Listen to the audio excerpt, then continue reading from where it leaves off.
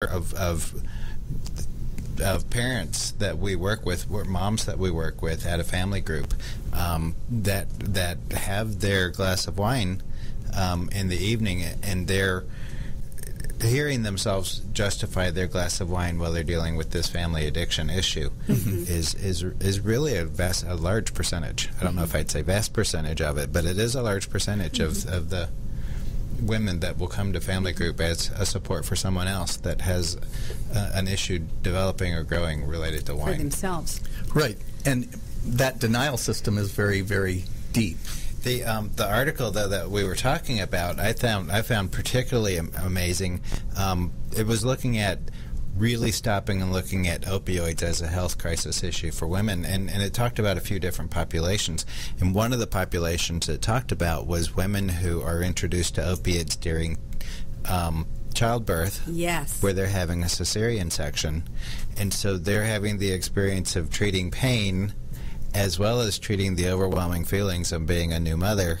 And part of what we often talk about is when the brain realizes opiates treat emotional pain as well as physical pain, and how powerful that addiction can be. It's hitting women at an amazingly vulnerable time.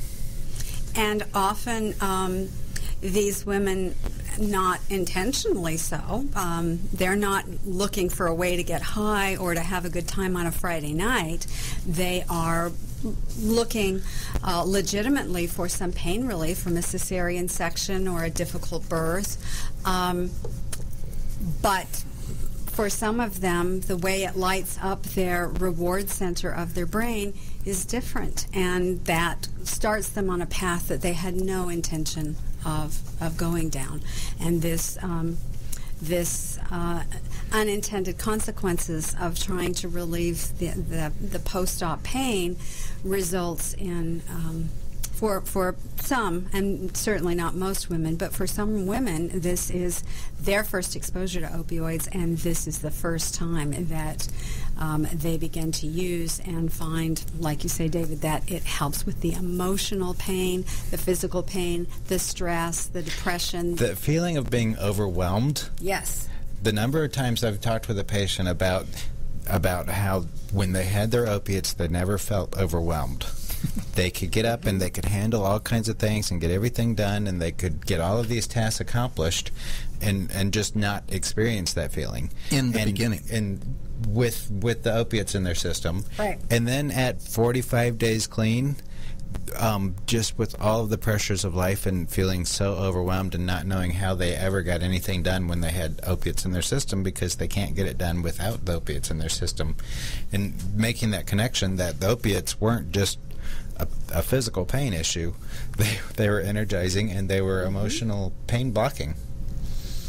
And when you add that to the fact that women have a different experience with drugs, particularly with opiates and alcohol, and with these two chemicals, we have a phenomenon called telescoping, where over a shorter period of time than for a man, and lesser amounts of the drugs or alcohol than for a man, the woman will have a much more unfortunate impact on their lives. It will affect their liver more strongly. It will affect their brain. They will have a lot more consequences physically more quickly than a man would, given the same exposure and the same time frame of using opiates or alcohol. And this is another way in which we have to be really careful as a woman. And we have to be careful with our women to realize that the impact can be much, much quicker, and the disastrous results can happen a lot sooner than they might for their male counterpart.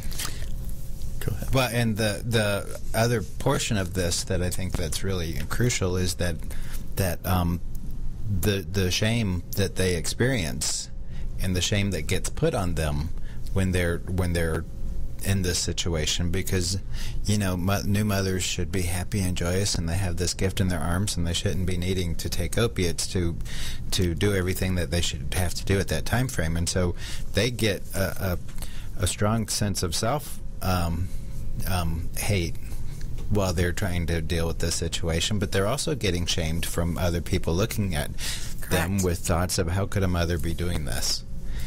And, they had a C-section and they got hooked. That wasn't at all their intention. It wasn't, like I said, going for a party. The other piece of this is that women are 3 times less likely to get naloxone. So if women overdose and someone comes upon a woman who has overdosed, they are much less likely to be recognized as having been using opioids. And so the data looking at the naloxone attempts at rescue and overdose deaths, women are 3 times less likely to be given naloxone, mostly because most people aren't registering that this woman has overdosed on opiates. It just doesn't occur to them. And so they are not, they're not giving this rescue medication when they come upon a woman who is unconscious. And that is really frightening. That becomes a huge mental health and physical health issue for women, especially when we see that more and more women in equal numbers are addicted to opioids, and the overdose death rate for women is climbing. Well, and in the news and in society, people have an idea that the opioid addicted woman is going to look scraggly and a mess and in withdrawal. Mm-hmm. They're not thinking about a well-dressed, well-put-together addict that happened to take too much and OD'd. So, it's just certain stigmas go with the person. Correct. Well, and the idea that the woman has suddenly been cut off, that she got hooked on these medications in a legitimate way with a doctor, and then the doctors realized, I'm giving too many of these out, and they just stop. Because a number of the women that we have worked with have shown up at our door needing some detox help because they've just been cut off when there hasn't been any real, illicit drug addiction where they were, on the street or they had done anything partying. They were doing medications as prescribed, and it was escalating the way opiate use will, and then suddenly cut off. Well, and to that point, so many family members come in and they talk about the times where the addict was in a bad shape or whatever, and that's when they noticed that there was a problem. But the truth is, when the person was up and happy and really social, that's when they were using. Right. They misread that. We're going to take a break. When we come back, we're going to talk about more addiction in the news. Perhaps you are struggling to cope with the disease of addiction. If not, you probably know a family member or friend that needs help in battling the cravings and the personal and professional damage done by the effects of drugs or alcohol. Get a pen and paper and be ready to write down the following. These are the issues that the trained staff at the Atlanta Healing Center address and treat every day. Their doctors and counselors with over 40 years of practice in the field of addiction can treat the suffering individual in a thoughtful, compassionate, and experienced manner and guide him or her along the path to recovery. So call 770-696-9862 and speak to a knowledgeable staff member about how you or your loved one can be helped to enjoy a better and healthier life. More information is also available on the website at www.atlantahealingcenter.com. Hello, I'm Dr. Mike Karuchak. Have you ever wondered what doctors talk about amongst themselves? If you do, join us on the Doctor's Lounge and hear the doctors' conversations amongst themselves. Join me and my co-host, Dr. Hal Schertz, every Thursday morning, 8 to 9 a.m. The disease of addiction is a life-altering challenge, not just for the person suffering its effects, but also for the family and friends who support and love the one caught in its grasp. What should be the course of treatment? Who is the best person to render treatment? And what is the best place to go for the care that is needed? We know that you want answers to these and many more questions. Call 770-696-9862 and speak to a representative of the Atlanta Healing Center. They can tailor a program specifically designed to address the needs of the person suffering with an addiction, or give you guidance as to where that help may be found. Information is the key, and the trained staff at AHC is here to assist. If you wish, you can also get more information on the website located at www.atlantahealingcenter.com. You're listening to America's Web Radio on the AmericasBroadcastNetwork.com. Thank you for listening. Welcome back. This is Detailing Addiction. I'm Dr. Susan Blank, and this is America's Web Radio. Today, David Donaldson and Michael Daly and myself are discussing addiction in the news. And we've been reviewing some interesting articles that the three of us came across as we were thinking about the show for today. And one of them was a very interesting article that was titled, Why America's Cocaine Problem is Now a Fentanyl Problem Too. And that particular substance, fentanyl, is showing up more and more. We're seeing an increase in cocaine-related deaths, and this is a whole nother show for another day. Our next wave of prescription drug epidemics that end up with cocaine and methamphetamine. But we're seeing a lot more people that are being affected by cocaine, and we're seeing more cocaine deaths, and we're seeing more cocaine and fentanyl-related deaths. Right. In the early days when we were seeing fentanyl, it was showing with opiates and fentanyl. So, we were assuming that people, the heroin was laced with some fentanyl. But now that we're seeing cocaine and fentanyl. Right. Exactly. And that is a new thing. So in 2012, there were 4,000 overdose deaths involving cocaine, and about 180 of those were suspected to have fentanyl or other synthetic opioids, including methadone. But when we get to 2016, we find that we've got 10,000 cocaine-related deaths, and of that, about 4,000 of them were related to this combination of cocaine and fentanyl. And this is a truly lethal combination. We've always known about cocaine and heroin, as you mentioned, Michael. The cocaine and heroin, the street name is called a speedball. And we knew that was being involved in some of these overdose deaths. And true, that has increased. But now what we're really seeing is cocaine and fentanyl, because fentanyl is very cheap and very readily available, and those death rates are going up.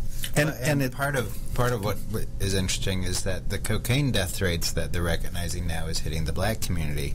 Yes. Which has been a real shift, because the opioid overdose really was hitting the white community much, much more. So now opiates are no longer being racist, and they're hitting both communities pretty directly. So this article that we looked at had some interesting explanations as to what's going on and why are we seeing this particular combination. And while admittedly none of us really know the full answer, and the answer I think varies from individual to individual. One of the things is that the users themselves, the person who is using the drug, is purposely mixing these two drugs together to get that combination of the cocaine high and the opioid more gentle landing. Well, but that was the speedball was always cocaine and opiate or heroin. Correct.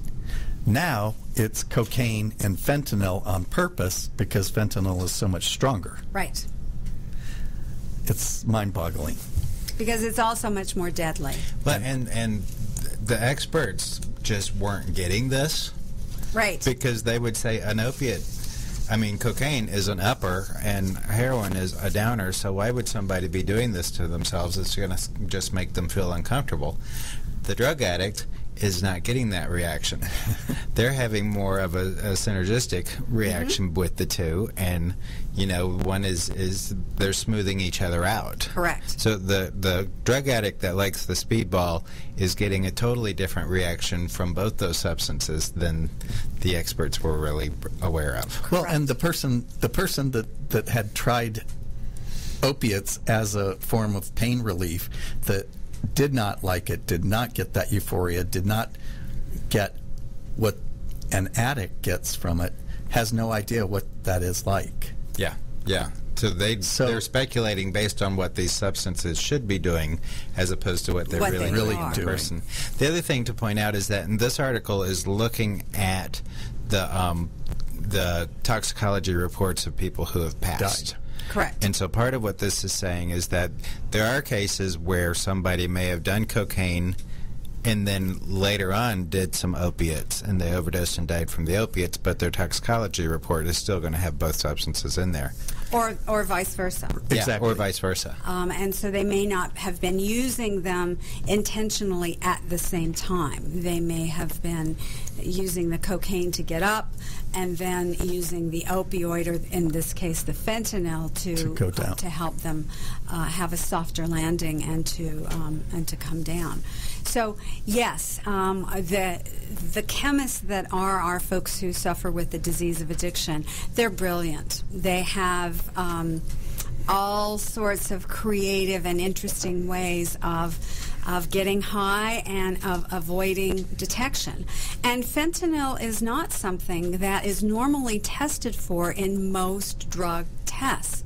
So even if you're testing for opioids, and even if you are testing for synthetics like methadone or buprenorphine, fentanyl is a separate test even from those. So a lot of cases, we were just not even understanding that fentanyl was part of the picture. We didn't know. But it's interesting because at Atlanta Healing Center, we have tested for fentanyl for the last 5 years. Mm-hmm. And at first, when we were doing it, people were like, why are you doing this? And we said, well, we've started seeing so many cases of this that it's become a practice rather than an occasional, let's get a fentanyl test. Well, and we were having the same speculations as the second speculation put in this article, and that's that the drug dealers are mixing the two. The thought was, if you have cocaine's not physically addictive, from what they always said, or marijuana not being physically addictive, but when you mix fentanyl in there, suddenly you have a customer who is physically addicted. And experiencing withdrawal symptoms and coming back for more of whatever it is that makes them feel better. To relieve the symptoms of withdrawal. And they minimize this reason because why would somebody who has a good customer play with that customer? But if you take a good customer who's coming there, maybe once a week or twice a week, and you turn them into a great customer who's coming there every single day, or multiple times a day, I think it's still a pretty valid reason as to how those two combos end up in a person's toxicology report. And the idea that this fentanyl is coming through the borders all over the place, from China, and coming in with the Mexican heroin. Correct. And it's so plentiful and it's so inexpensive that it's a easy fix. And because now drug dealers are not single stop shops. Absolutely. So you don't have a different dealer for your marijuana as you do for your cocaine or your heroin or your fentanyl. There may be some cross-contamination too, either from how it was shipped or how the dealer may not be intentionally doing that, but a small amount of fentanyl goes a long way and is lethal. The difficulty with fentanyl as opposed to heroin is that fentanyl can be absorbed through the skin. Mm-hmm. Heroin cannot be absorbed through the skin. So even contamination that someone else inadvertently, like our police officers have, our first responders have found, that the fentanyl is so deadly and it's such a small amount, and it can go through your skin.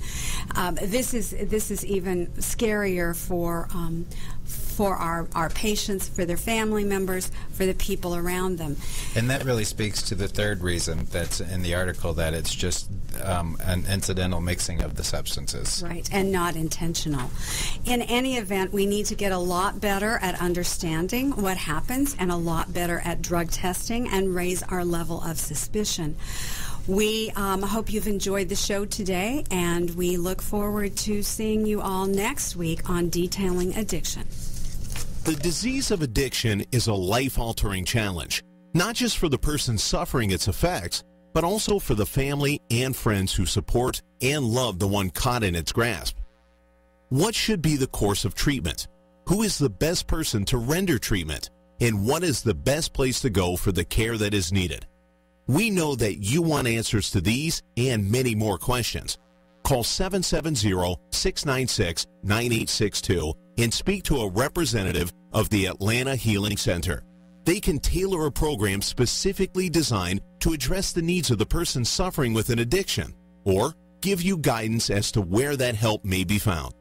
Information is the key, and the trained staff at AHC is here to assist.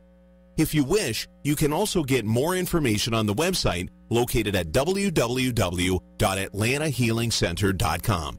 You're listening to America's Web Radio on the AmericasBroadcastNetwork.com. Thank you for listening. Cook Immigration Partners is your passport through the immigration maze. Whether it's help with E-Verify in your business, or help in how to document a new employee under the new I-9 rules, or if you marry a foreign national, Cook Immigration Partners is your best choice for a legal advocate. Call us today at 866-286-6200. That's 866-286-6200, or visit us on the web at www.immigration.net. Your auto love and investment demands the best, and for 45 years, Passport Transport has been meeting those demands. From manufacturers to the one-car collectors and all other facets of the auto industry and antique auto hobby. The first and the finest with unequaled service and peace of mind. Passport Transport, your auto transportation company. Contact PassportTransport.com with your need today. Passport Transport. The Docs for Patient Care Foundation is your way to join the fight and become a member of an organization created by doctors for patients dedicated to fighting for your healthcare freedom and preserving the doctor-patient relationship. Get a pen and paper. Write down www.docsforpatientcarefoundation.org. That's www.docsforpatientcarefoundation.org. Go to our site and please make a generous tax-deductible donation and join the fight today. Thank you. Do you have problems with sinus pain and pressure? Do other people smell things that you don't? Have you lost the joy in eating because food just doesn't taste like it used to? Is your nose always stuffy no matter what you do? Maybe you have sinus or nasal polyps. These are generally benign growths that occur from chronic sinus infection or allergies that are either undertreated or have not been treated at all. At Peachtree ENT Center, we specialize in minimally invasive balloon dilation sinus surgery and correction of a deviated nasal septum and turbinate reduction surgery that can be done in the office. We use a state-of-the-art equipment so that you can see the problem. You will be a partner in your care, and together we will decide the course of treatment. We believe in old-fashioned medicine, where we take the time to fix the problem, not just medicate the symptoms. You can rest assured that all options will be offered before surgery is recommended, because Peachtree ENT Center is where patient care counts. Perhaps you are struggling to cope with the disease of addiction. If not, you probably know a family member or friend that needs help in battling the cravings and the personal and professional damage done by the effects of drugs or alcohol. Get a pen and paper and be ready to write down the following. These are the issues that the trained staff at the Atlanta Healing Center address and treat every day. Their doctors and counselors with over 40 years of practice in the field of addiction can treat the suffering individual in a thoughtful, compassionate, and experienced manner and guide him or her along the path to recovery. So call 770-696-9862 and speak to a knowledgeable staff member about how you or your loved one can be helped to enjoy a better and healthier life. More information is also available on the website at www.atlantahealingcenter.com. You're listening to America's Web Radio.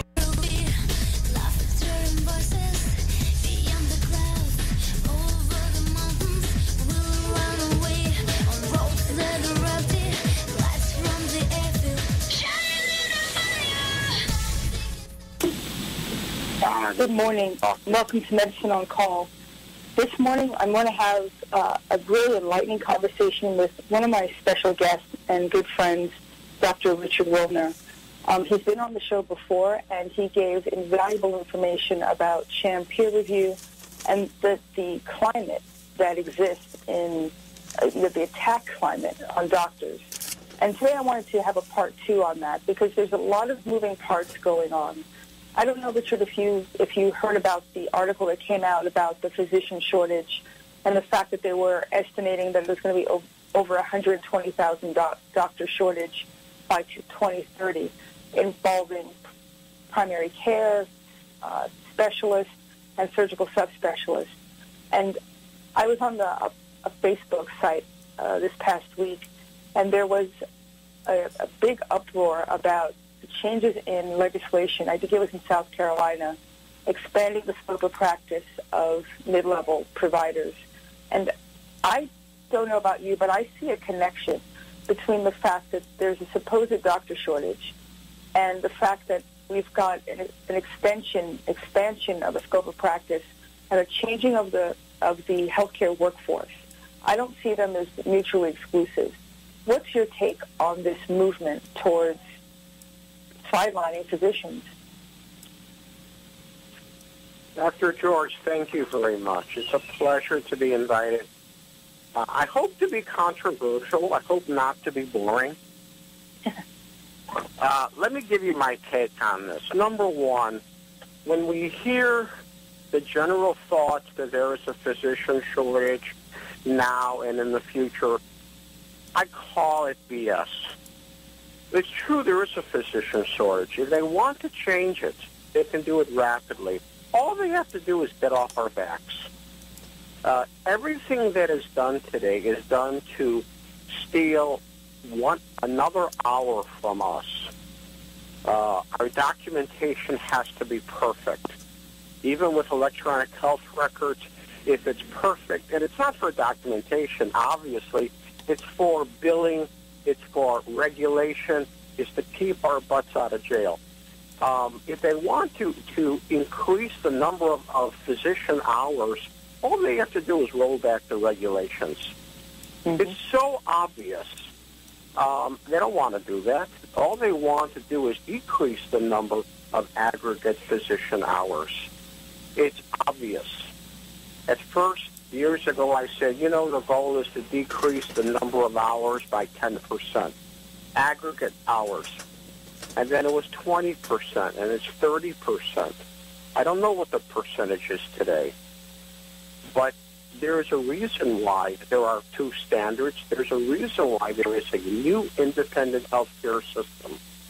The nurse practitioners and PAs, especially nurse practitioners, 20,000 more nurse practitioners will graduate in a week or two. That's every year, and it's increasing. Why? Why are these nurse practitioners, some of which have only 600 contact hours?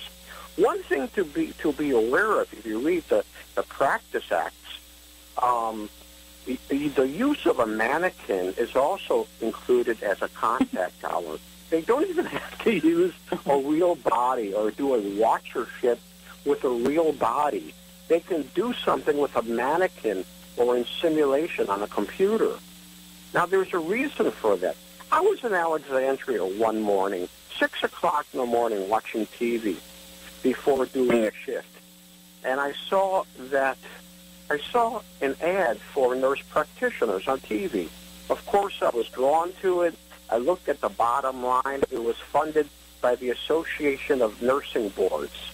They don't have that kind of money to do a media ad in a city of 40,000 people. What's going on? Okay?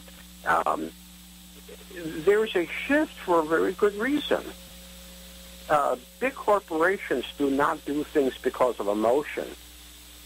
There are very good reasons for everything. I also saw on the internet on physicians working together, PWT, physicians working together. It's on Facebook.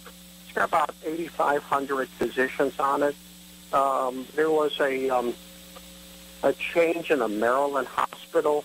An entire large department of pediatrics was immediately disbanded.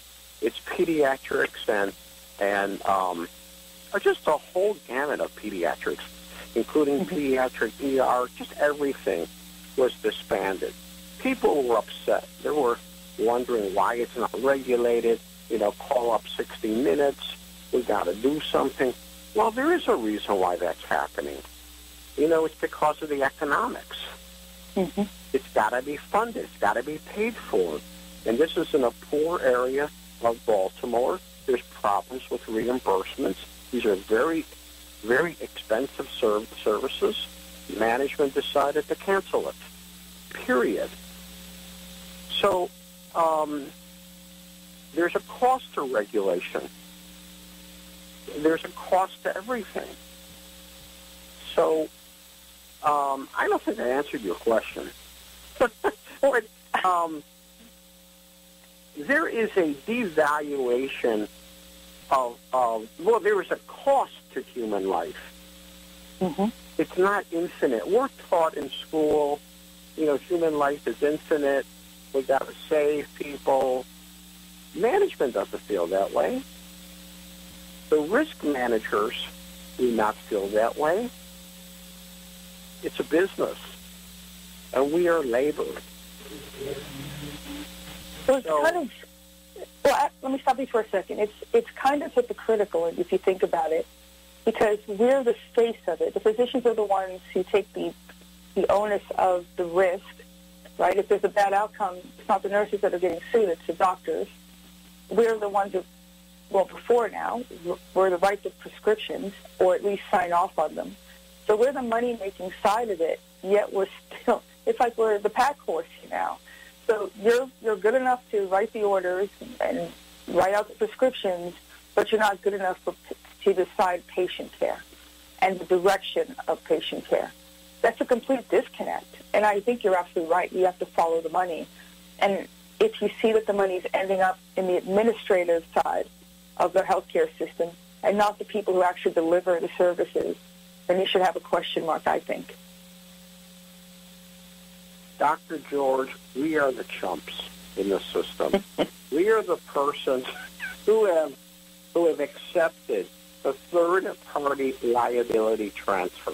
I have a great article on my website, peerreviewjustice.org. It's on third-party liability transfer. I wrote it because of the obvious liability transfer that hospitals do with female obstetricians.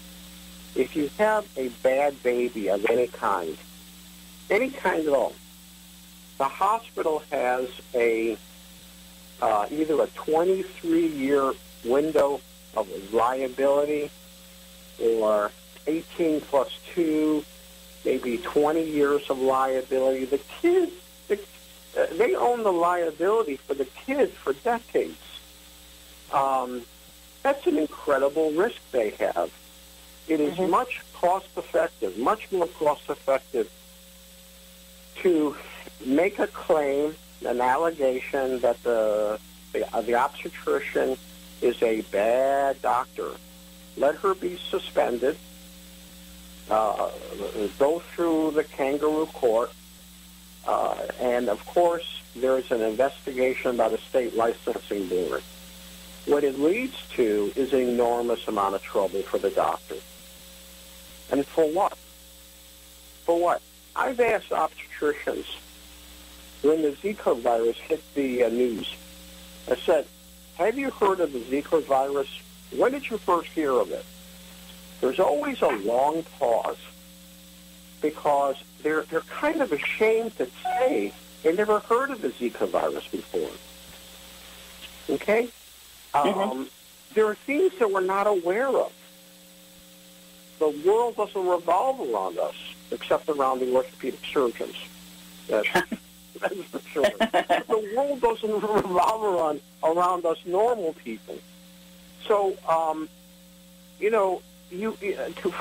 for an obstetrician to be blamed for the problems caused by the Zika virus when it was not known by any obstetrician at the time.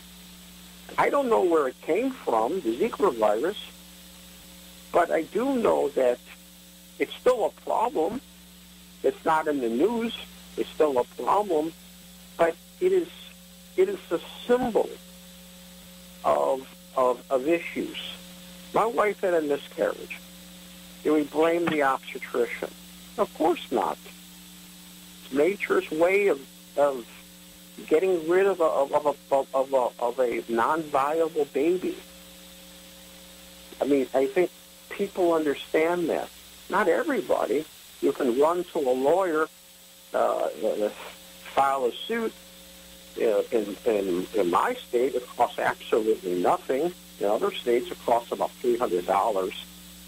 And then, you ruin the doctor's life for 7 years. So the liability transfer is happening to everybody. The primary care people, and the contract that says you have to supervise the mid-levels. You have to educate them, train them, supervise them. Well, guess who gets tagged when there's a problem? The mid-level, and specifically the doctor. The doctor has the deep pocket, has the malpractice covered.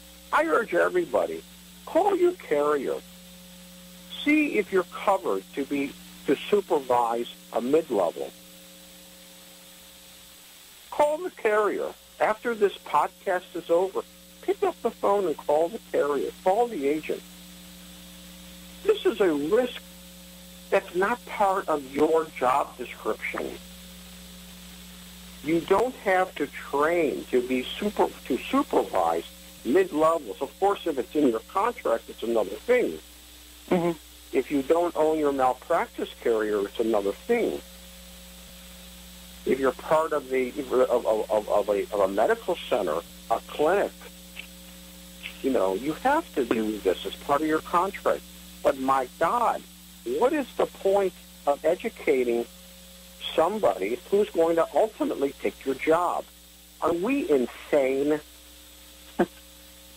This is the largest group of Americans. Physicians are brilliant. You and I know that. And the hardest working people. Lawyers are brilliant, but I don't see them working a 24-hour shift. Physicians are brilliant, they're up to date, and they work the hardest, and they take, the crap falls downhill on the physician. And we just take it. It's just another burden that we carry. I say BS. I say stop that. Nurse practitioners are getting independence in virtually every state. They have it in about 25. They're going to get the other 25. I see no real resistance to the movement of nurse practitioners. Well, I have to say it. Nurse practitioners. What? I don't think it's really out there. People don't know about that. And let's take a break. No. I want to explore that when we come back. So we're going to take a break. You're listening to Medicine on Call. Confusing, but one thing has become obvious. Whether it's finding an affordable insurance plan, keeping your doctor, or being able to afford needed prescriptions, navigating the healthcare system has become a challenge. With the loss of the Obamacare mandate, those needing help can now choose an affordable alternative. By joining Liberty HealthShare, you'll become part of a community of health-conscious Americans all over the country who want to control their own healthcare costs and choices. Liberty HealthShare is not insurance. It's an association of self-pay patients who unite with like-minded people to share their medical needs. Neighbor helping neighbor. Medical, surgical, and some alternative holistic treatments are covered without restrictive doctor and hospital panels. Plans start as low as $107 a month for an individual and $345 a month for a family. Healthcare without the hassle. What a simple concept. Learn more now by going to libertyoncall.org or call 1-800-714-6993. Do you have a problem with the feeling of something stuck in your throat, throat tightness, bad breath, a chronic cough, or frequent throat clearing? Maybe you have acid reflux, which is a common problem. Or maybe you have persistent ear pain, ear clogging, or ringing in the ears, but have been told you don't have ear infections. Perhaps it's because you grind your teeth at night. Sometimes the symptoms don't seem to be connected to an underlying problem. Sometimes the answer to a nagging symptom that doesn't go away or respond to treatments can be found by having your doctor give you the time to explain exactly what's going on in order to discover the root of the problem. This is Dr. George from Medicine on Call. I believe in taking the time to perform a thorough examination, discuss the findings, and answer your questions, because I believe that our patients are empowered when they're given all the treatment options. It's simple. When you understand the problem, you get to decide which treatment option works best for you. It's all about the power of choice, because Peachtree ENT Center is where patient care counts. For more information or to make an appointment, go to www.peachtreeentcenter.com. That's Peachtree. You're listening to America's Web Radio on the AmericasBroadcastNetwork.com. Thank you for listening.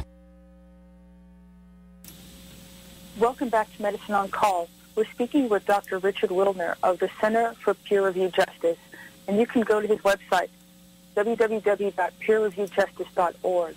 And before the break, Richard, we were speaking about the scope of practice issue. I know it's something that's very divisive. I think it was put online to divide and conquer, quite frankly. They don't want us to actually work together as a group. They want us to backbite each other. But for those people, and I know there's people out there who say, oh, it's all the same. Doctors are the same as nurses, physician assistants. It's a group mentality in terms of delivering health care. What do you say to those people? Is it equal? Is it really a way to extend care to people who can't be seen by a doctor? Or is there a different level? Dr. George, this is bait and switch. This is obviously bait and switch. Yes, everything with the government starts small, and we say, oh, we can handle that. Remember HIPAA, I think in 93?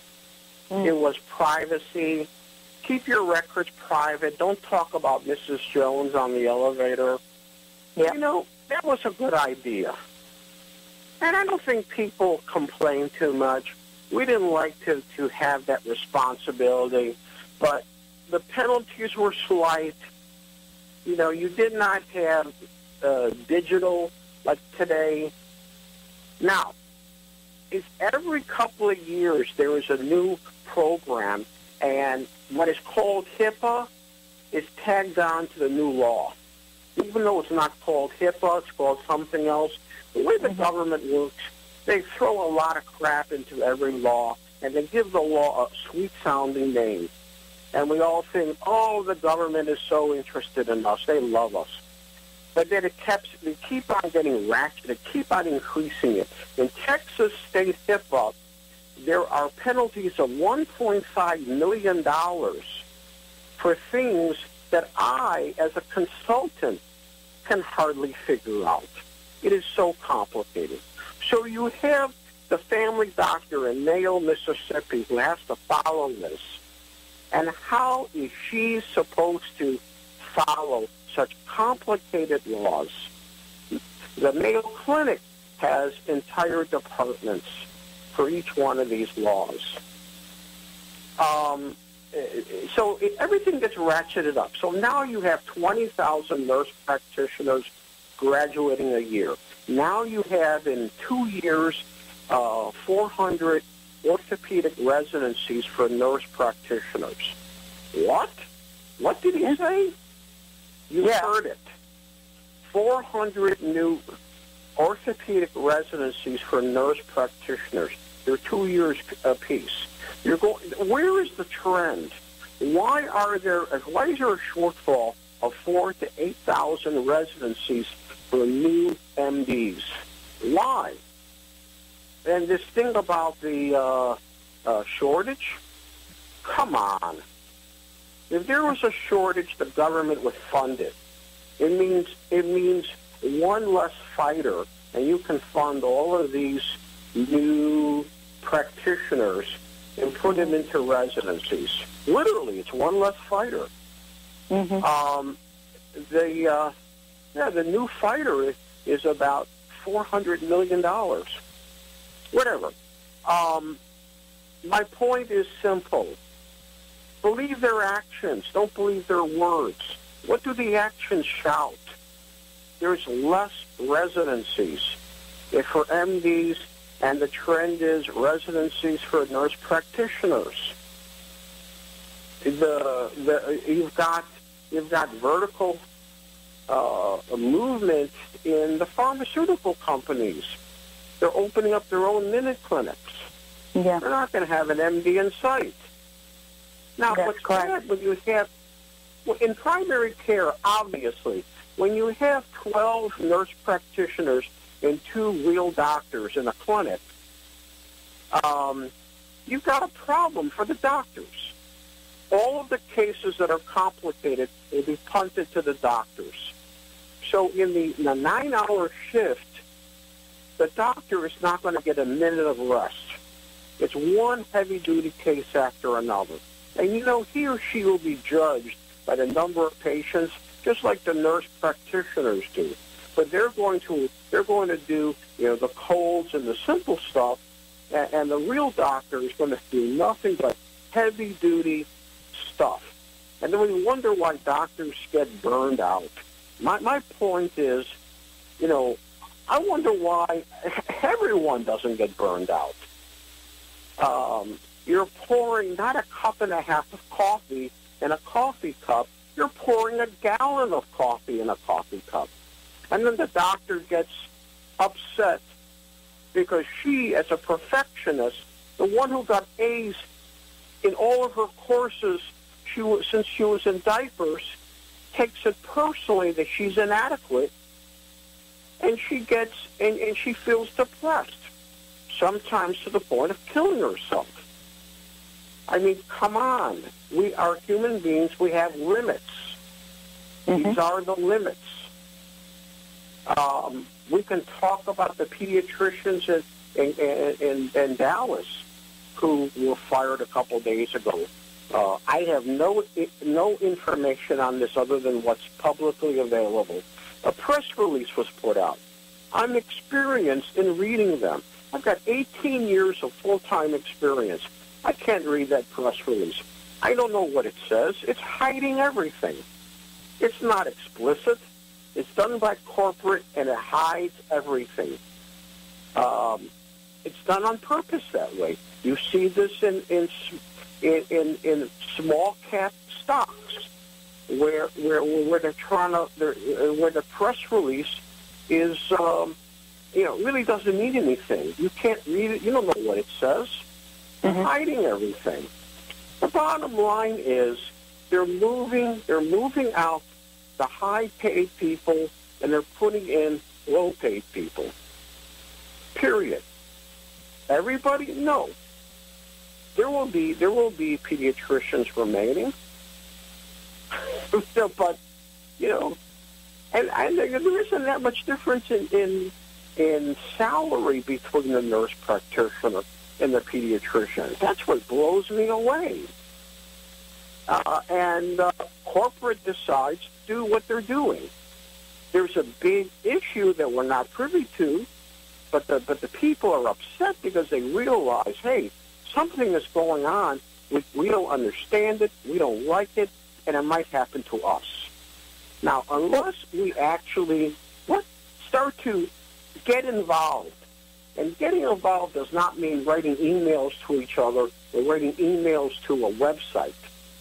Getting involved means real, honest-to-God action, not talk, action. Not to be so nice. Women are taught to be nice, not to be so nice. This is literally career, life, and death. This is life and death for patients.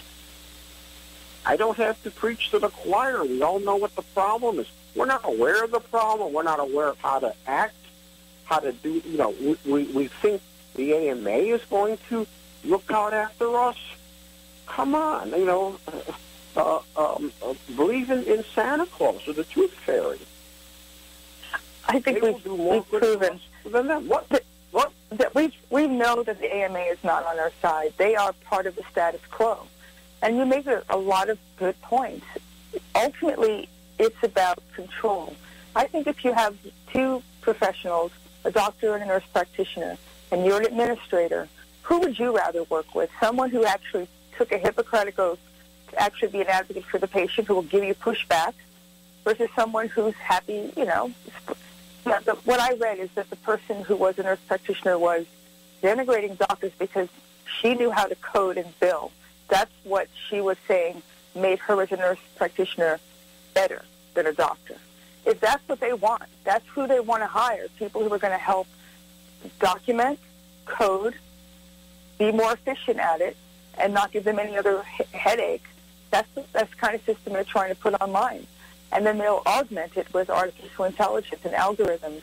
So you don't even have to think anymore. You just pop in the symptom, and then the computer will tell you what prescription you need to write out. I mean, this is no thought or any kind of individuality associated with this type of system.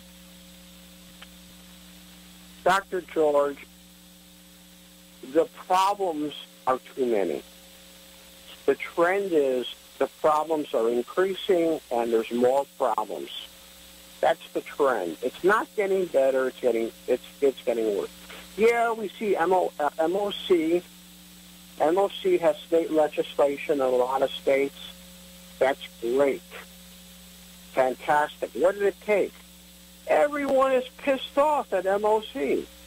No. Everyone is bitching. Everyone's writing letters. Everyone is talking. There's anger. And and the legislatures, some of them are listening. That's we have a great brand. The medical doctor, the MD, the DO is a fantastic brand. We don't have to go into state legislatures with pitchforks.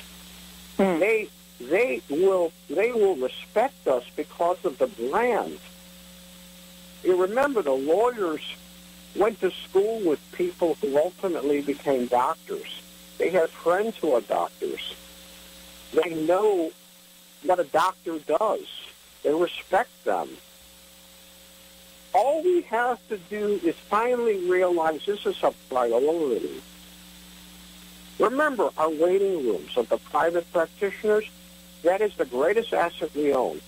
We can educate the seniors with simple 8x11 pieces of paper explaining a problem and then having a call for action. The seniors will do whatever the doctor asks them to do. They want to please the doctor.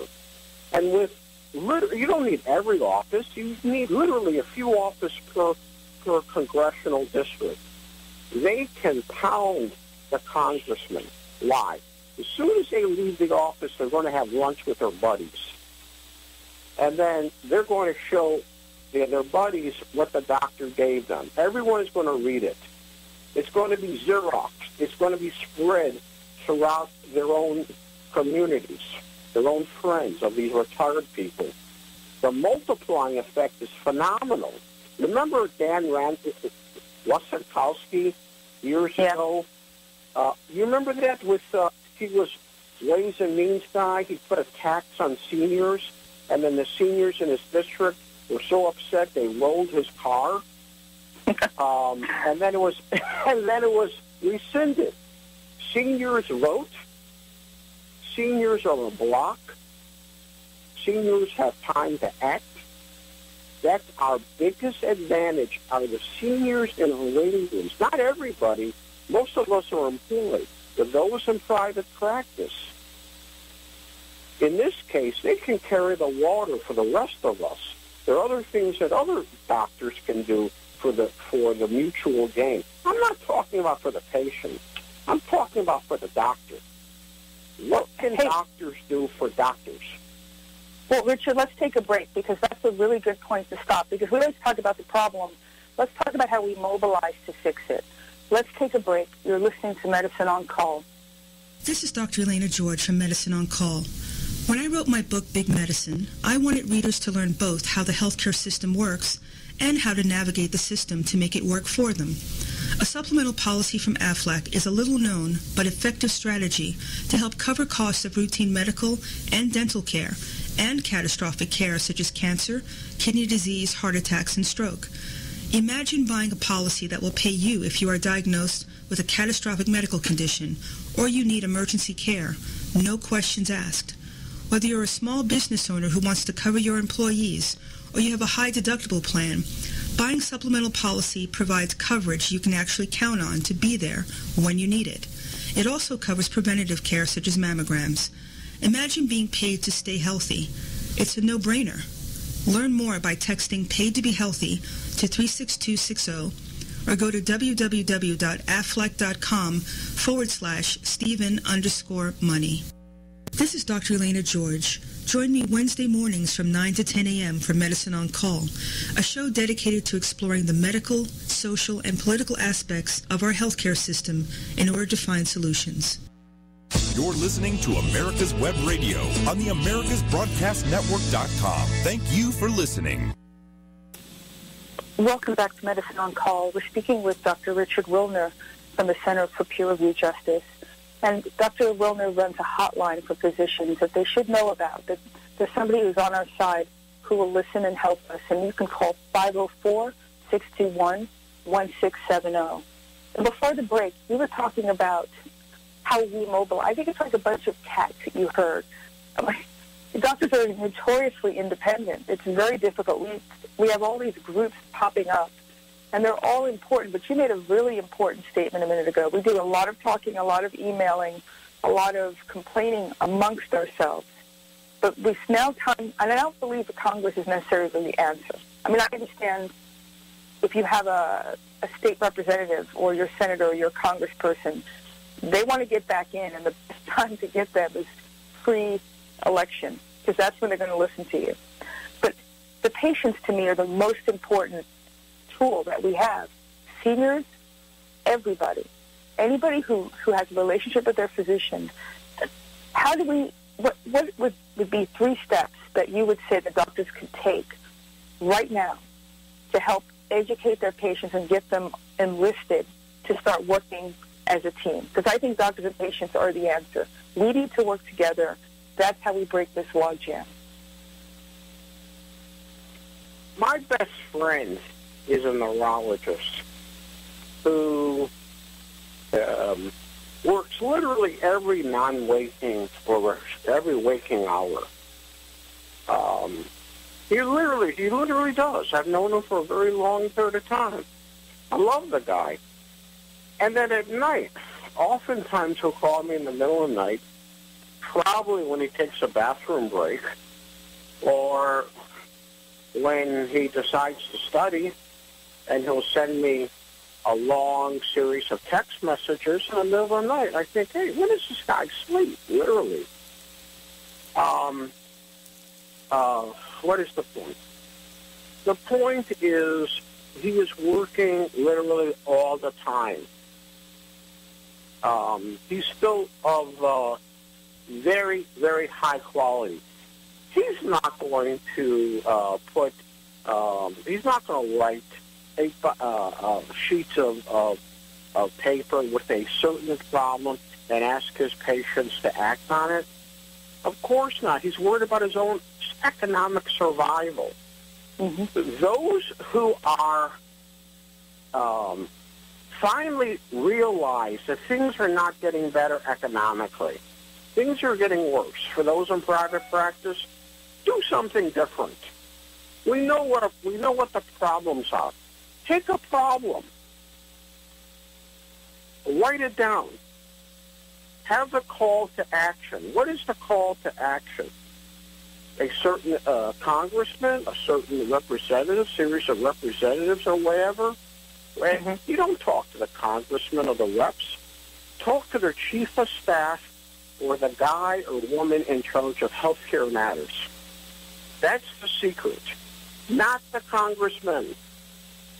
Don't talk to the congressman. Talk to the person in charge of healthcare matters. That's the person who knows this stuff. A congressman is off doing fundraisers or socializing every night or is trying to be a talking head on cable TV. They are not going to talk to you. They're not interested in you. No one is interested in us. In reality, they're interested in money and votes. They're interested in us if they break a leg, if they have pneumonia. It's doctor this or doctor that. When they, in the capacity of a lawyer, is going to sue you, you're going to hear a lot of respect. It's Dr. George this and Dr. George that. And, you know, you're going to show a lot of respect to us. And in reality, they know what we are. We're just employees. We're like housekeeping, except we're more expensive, and we have big mouths, and we love to whistleblow. Now, if a doctor feels like whistleblowing, do me a favor. Anyone listening, go to Home Depot or Walmart, buy duct tape. It's about $3.50. Send me the bill, okay? Send it to me. You can find who I'm at. Send me the attachment. I'll send you a check for it. Put it over your mouth. Put the duct tape over your mouth if you're ready to whistleblow. If you think, well, it's the world according to Dr. Adams, especially if you're a surgeon, take the duct tape, put it over your mouth. Shut up. No one is interested. You're going to be called disruptive. You're not going to change anything. The administration knows everything. And if they don't know, they can punch a few keys on the keyboard and know the last time you went to the bathroom, for God's sakes. Another story. There's a piece of software that's aimed at OBs. I'm not going to mention the name. I'll write about it so you can read about it in detail. You know, the sham peer review process apparently is too slow. So what they want to do is do it immediately. So one of the nurses in labor delivery or somewhere can can use it, and it goes directly to the CEO, and the CEO can act immediately. I mean, this is ridiculous. You've got a nurse not only practicing medicine, but has the power to destroy a practicing obstetrician who has had a 5-year residency and with enormous amount of experience. Okay, let me stop you there. What's wrong with all of it? What? Let me stop you there because let me play devil's advocate for a minute. Is she whistleblowing on the doctor because he's a bad doctor? He's being dangerous for patient care? Is that the reason that he becomes disruptive? Or is it something else? What's the average reason that a doctor gets whistleblown on, if that's a term? It's not because you're a bad doctor most of the time, is it? All right. I had the air conditioner blowing. I did not hear every word. But let me say something very quickly, okay? The Healthcare Quality Improvement Act was supposedly designed to give reporters immunity. They see a doctor who came in at 8 o'clock and had a few too many to drink, and she's about ready to deliver a baby. So a reporter can say, stop it. You're not going to do it. We're going to call up another doctor. Now, if she was wrong, well, she has immunity. She did it in good faith. However, the Healthcare Quality Improvement Act metastasized into something where the federal government is in your physician hospital business, physician board business, physician insurance company business. It's all over, and they can destroy you with ease, and there's immunity for them. You see how these government programs metastasize? I mean, you can make any statement you want. It may not be based in fact, and you basically can't be, there's no consequence. Just like bringing suit, and you don't have to pay for it. It's not based in fact. No. Now, it's a completely one-sided How do I system. know this? How do I know this? I get a guy who's 50 years old who has been in practice, successful practice, never been sued, never had a complaint, doesn't drink, doesn't gamble, is married to the same woman for 30 years, is just a straight Arab. And he gets into a peer review process that is fatal. And when you look at the reasons you say, and as you read them, you say, what's wrong with this case? What's wrong with that case? And the thing is, they want to get rid of them. And they hit the Healthcare Quality Improvement Act. It gives the other side immunity. The clock ticks for our side. We only have in California 14 days, or in the other states 29, to put forth really an entire legal defense. That's not possible. And alive. Well, we do it because we can start the next day. Our team can start the next day. We are prepared. We've done it for 18 years. We're prepared. Whatever it takes to do it, is it guaranteed? Of course not. But heck, I've got hundreds of letters of testimonials, endorsements, and letters of gratitude on my websites. It's on the legacy one, the one that I started with, peerreview.org. Peerreview.org, testimonials. A lot of them there. Peerreviewjustice.org is the prettier one. And that ultimately, we're going to stop at 200 letters of reference. I think that anything more is a human rights violation. So we'll stop at 200 letters of reference from physicians, lawyers. One of them is from a minister, I think in 93 or so. I had the crazy idea of having, that I called, the Black American Outreach Programs of the American Diabetes Association. This was the New Orleans chapter. And we went on TV, and we had our educational things in the churches and whatever in order to decrease the complications. And I got a wonderful letter from a guy, from a minister. It's up on my website someplace. But that's not the point. The National Diabetes Association took all of my ideas, called it the African American Outreach Programs of the American Diabetes Association. We had sent them Xeroxes of all of my communications. We just mailed it to them. And, I'm a persistent guy. One of my qualities is I just don't give up. It's not put on. It's just me. I'm a loyal guy, and I just don't give up. I know I'm right. And I'll stop when everyone has, everyone shares my opinions. But until then, I just don't give up. I know I'm right. So anyways, they have those programs. I don't know if they're still up there, but it's pretty cool. It's something I never expected. And, very, very cool. Very, very nice. So what's the question, Dr. George? I probably, didn't answer it. What were you asking? Well, actually, I just want to dovetail with what you just said.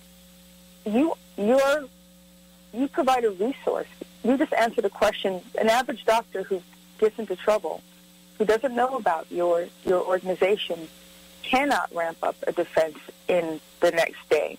And I think people should take your number and take your information down. Physicians, people who are in medical school, everybody needs to know about you, about what you do, because you are an effective advocate for us. And on that note, let's take a break. You're listening to Medicine on Call.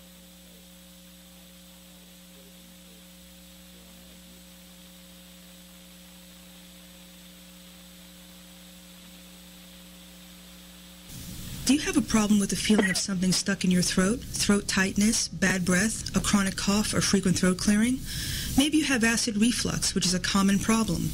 Or maybe you have persistent ear pain, ear clogging, or ringing in the ears, but have been told you don't have ear infections. Perhaps it's because you grind your teeth at night. Sometimes the symptoms don't seem to be connected to an underlying problem. Sometimes the answer to a nagging symptom that doesn't go away or respond to treatments can be found by having your doctor give you the time to explain exactly what's going on in order to discover the root of the problem. This is Dr. George from Medicine on Call. I believe in taking the time to perform a thorough examination, discuss the findings, and answer your questions, because I believe that our patients are empowered when they're given all the treatment options. It's simple. When you understand the problem, you get to decide which treatment option works best for you. It's all about the power of choice, because Peachtree ENT Center is where patient care counts. For more information or to make an appointment, go to www.peachtreeentcenter.com. That's peachtreeentcenter.com. peachtreeentcenter.com. This is Lawyer Liz. Join me each week as we discuss drones, the Internet of Things, and all the technology in between. It's Buzz Off with Lawyer Liz, Wednesdays at 2. You're listening to America's Web Radio on the AmericasBroadcastNetwork.com. Thank you for listening. Welcome back to Medicine on Call. In our last segment, I want to ask Dr. Wilner to give us a little bit more information about this National Practitioner Data Bank. We talked about it last time that you were on the show, and I'm not sure that people know what that is. I don't think most doctors know exactly what it is, because it's something that's really hidden. It's not out there. I mean, information is gathered on it all the time. Can you talk a little bit about that? Right. Very simple. This is an hour podcast. I can speak on it for 8 hours. I can't put 8 hours in the next 13-minute segment. I can give my phone number, the email, and say, if you don't understand it, if you have a problem, call me. Send me an email. I'll talk to you one-on-one about it. Invite me to lecture to the medical society. I'll do it. And you know what? I won't even bring any notes with me. Maybe I'll bring an index card with the 5 topics. The point is, the data bank, the National Practitioner Data Bank, initially was a good idea.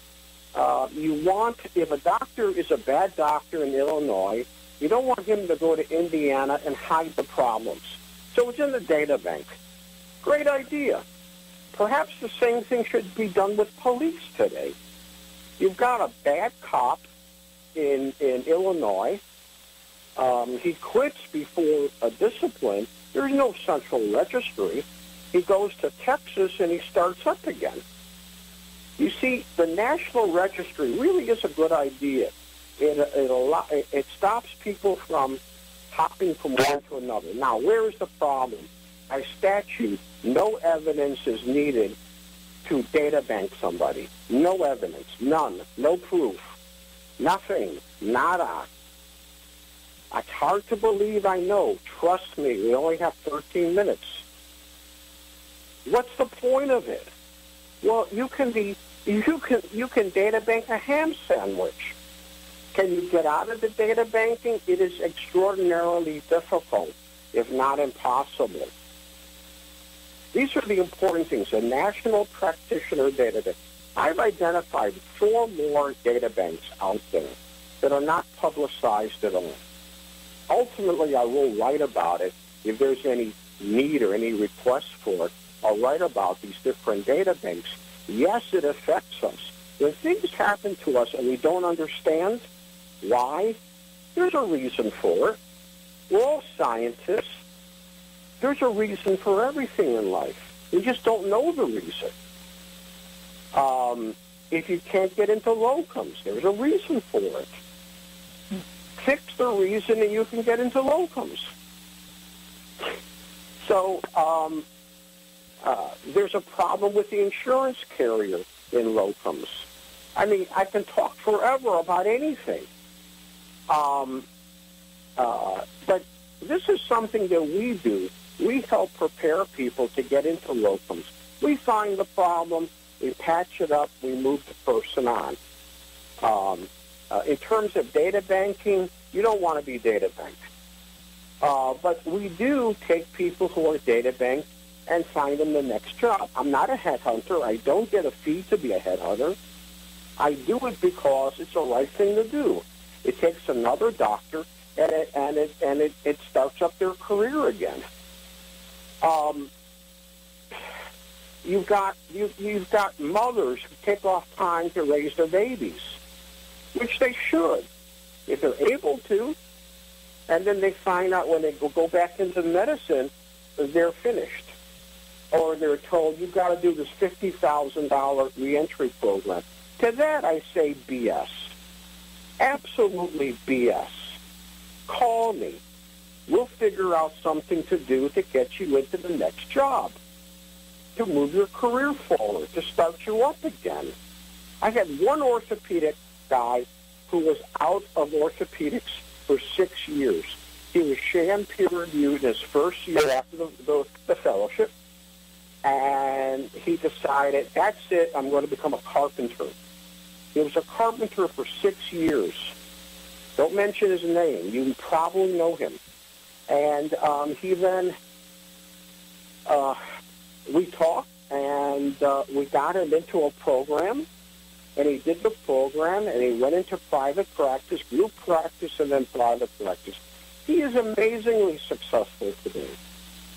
Yes, even with bad data bankings, and yes, with everything negative, he is a superb specialist surgeon today.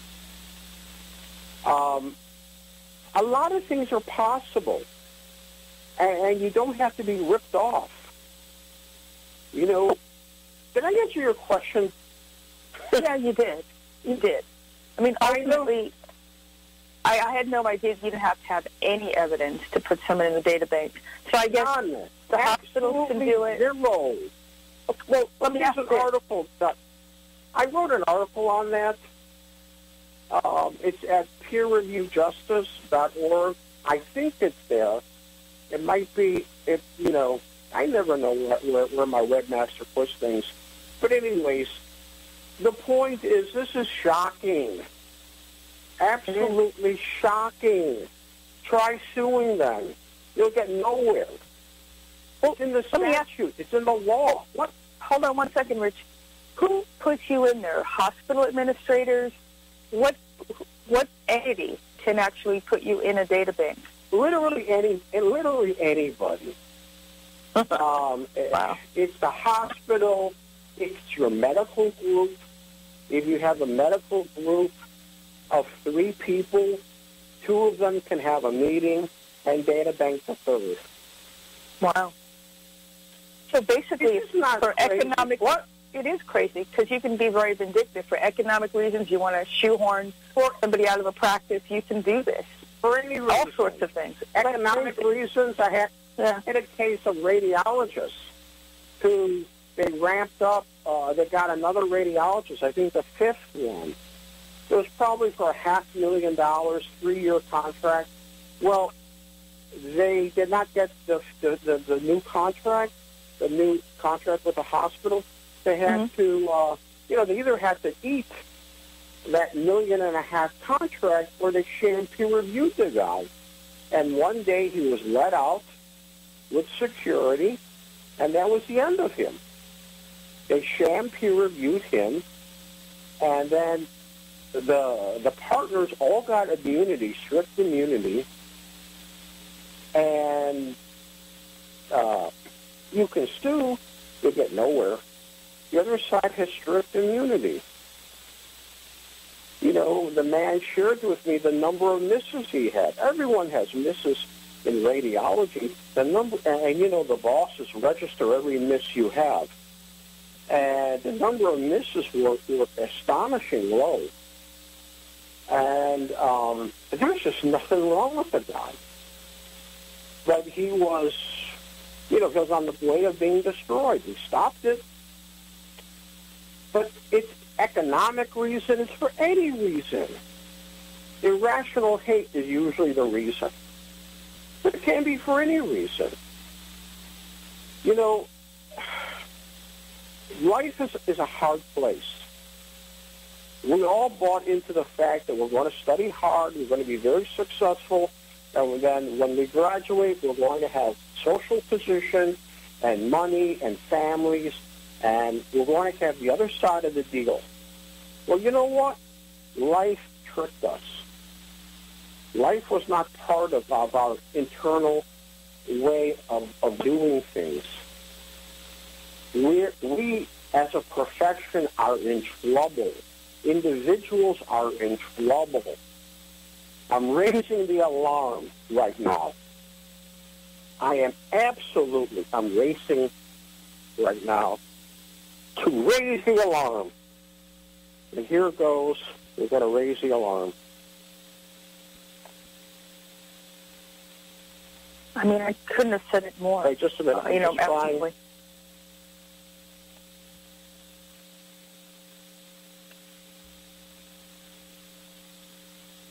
Are you there? I have an alarm clock here, and I was trying to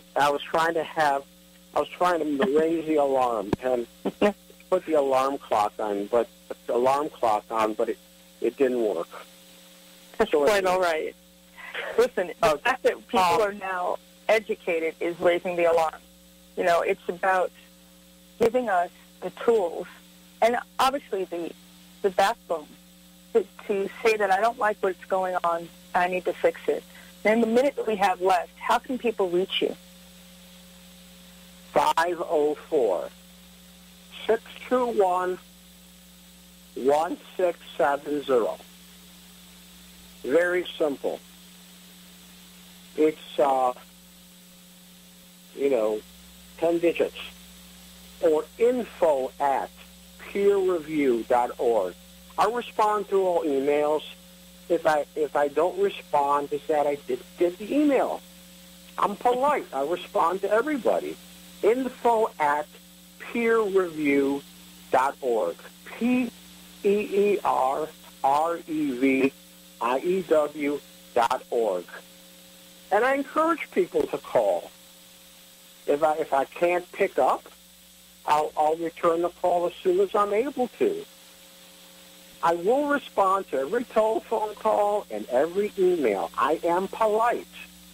I don't ignore people. We're in the economic fight of our lives today.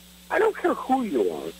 If you're a pediatrician, if you're a family doctor, if you are a specialist, we're in the fight of our economic lives today.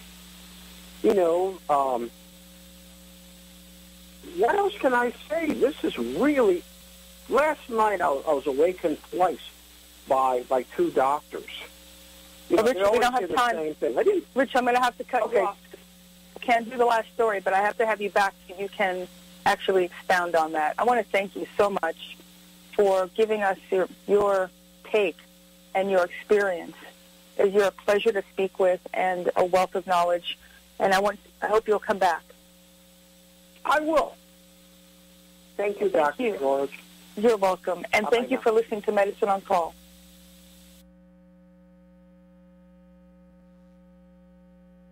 This is Dr. Elena George from Medicine on Call.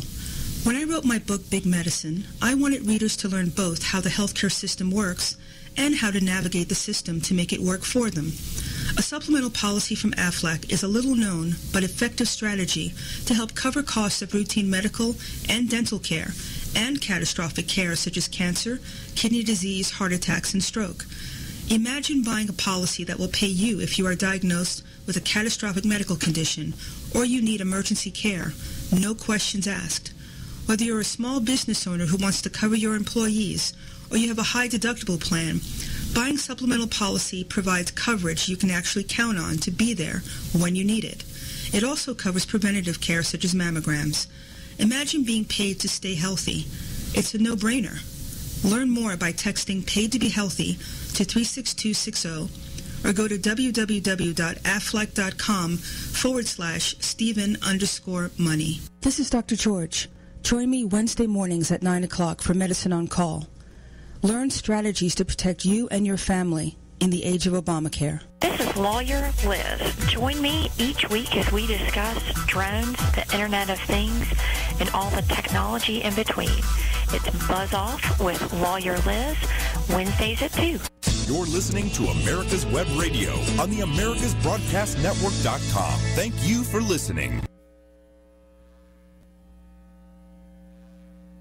Thank you for listening. Welcome. You found Buzz Off with Lawyer Liz on America's Web Radio. I'm your host, Lawyer Liz, and while I am an attorney, the Buzz Off show is not legal advice. Instead, it's a weekly look at all the buzz surrounding drones, autonomous vehicles, the Internet of Things, and all the gadgets and gizmos and technology in between. Catch us each Wednesday from 2 to 3 Eastern on americaswebradio.com, or find the Lawyer Liz podcast on Google Play, Stitcher, your favorite podcast streaming service. And up this week for discussion, we have everything from crashing cars, spying doorbells, and swarming drones. We'll be chatting about the FAA's latest announcement, a rather big one last week, that 10 cities and counties and municipalities and even a tribal government have been selected to test the integration pilot program for drones. What are the next steps? So talking winners and losers and the winding path that got us there.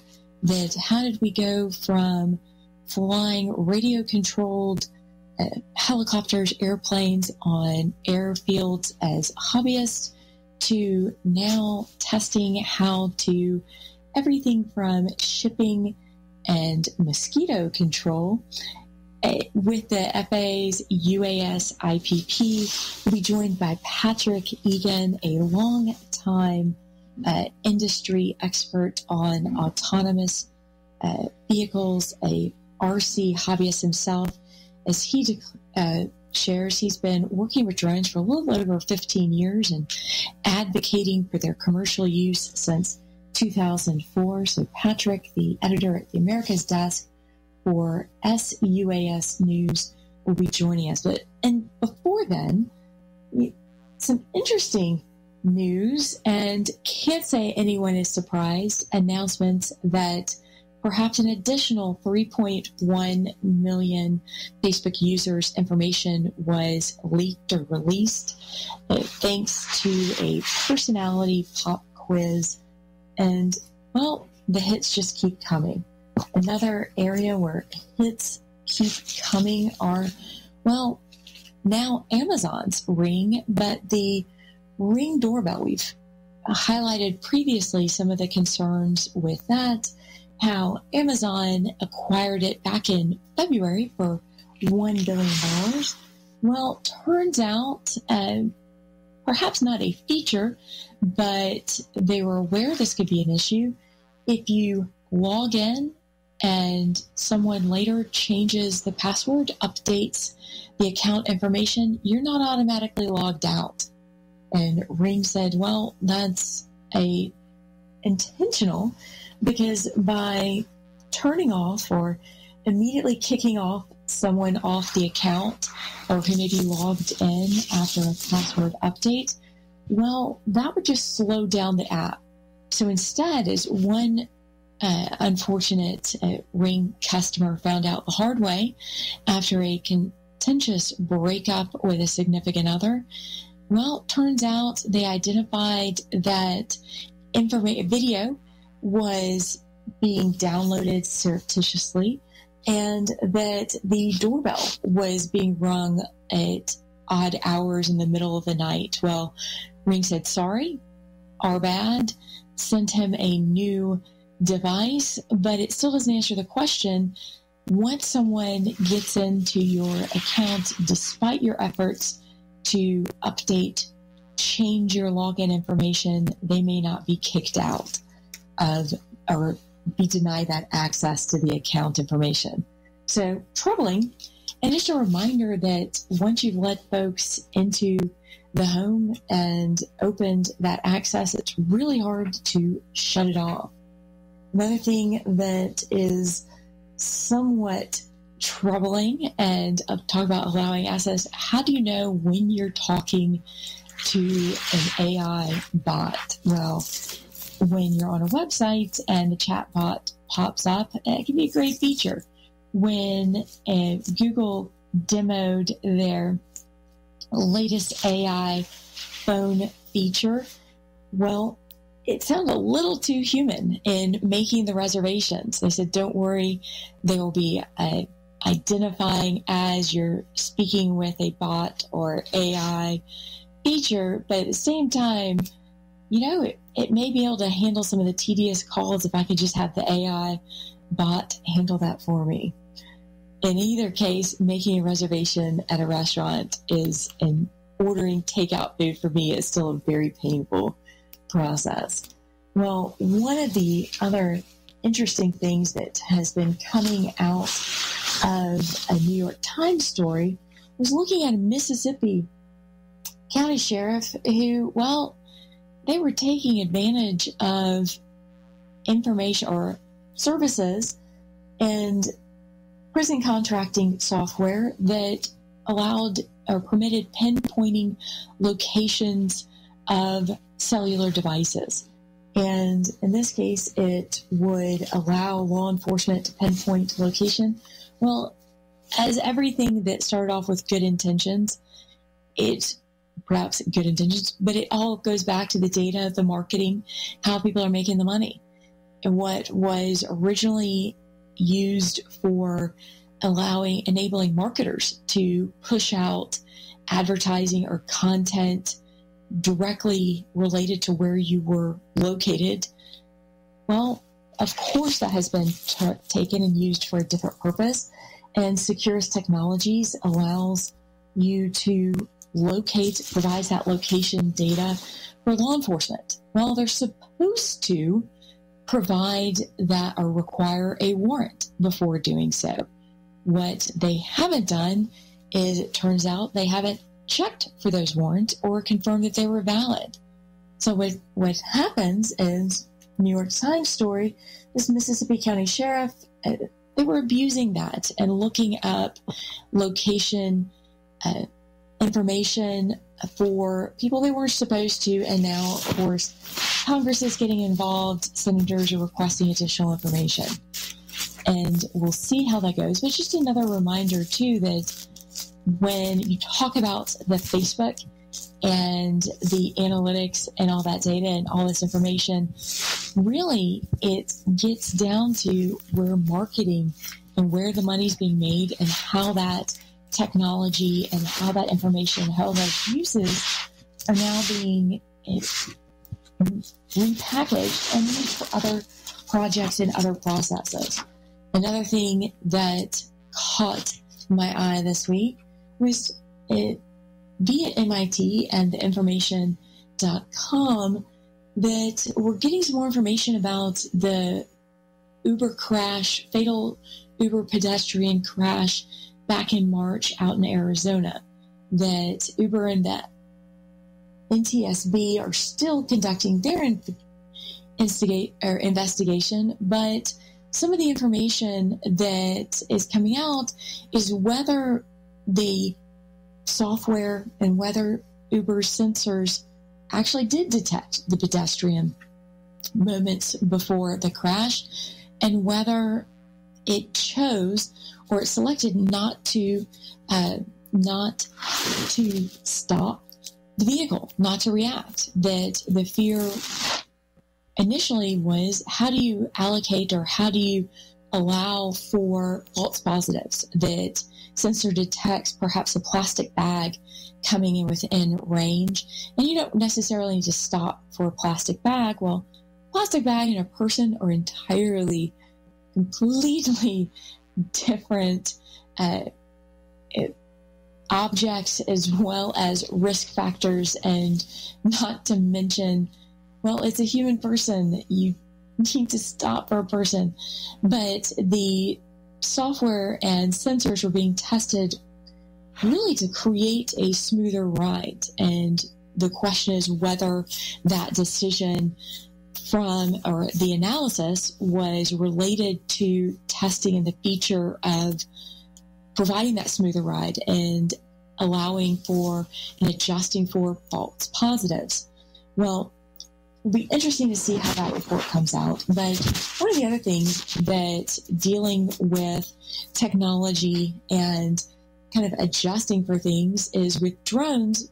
There's a story that came out of Atlanta, and it's a familiar story, unfortunately, for several people, of a woman was in her high-rise apartment and noticed that a drone was flying above, and essentially she claims she could see the lens moving on the camera. The drone was that close to the window and catching images of her coming out of the shower. So she goes, puts on a bathrobe, of course, but they identify where the pilot was flying in a parking lot, and they capture the drone itself. They call the police. The police respond, well, that's the issue is an FAA one. There's nothing we can do. Well, that's not entirely accurate, and that goes to some of the need for further training as a teachable moment. Because just because you've got a drone flying, the drone basically is a camera mounted on a different mechanism. So all that's shiny is not necessarily new, and Peeping Tom statutes and ordinances that deal with such things as Peeping Tom, nuisance laws, stalking, all of those exist and are still available for law enforcement to use. So I'll be curious to see if these stories keep repeating themselves or if the message gets out a little bit further.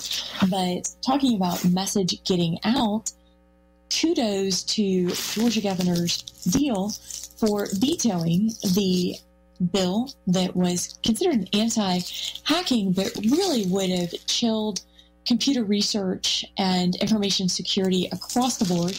The governor deal vetoed SB 315. And thanks again for Professor Andy Green for joining us on a prior Buzz Off show to highlight some of the issues with that legislation. But in the meantime, we're going to go to commercial break, and we'll be right back and start talking about all the latest drone buzz with Patrick Egan.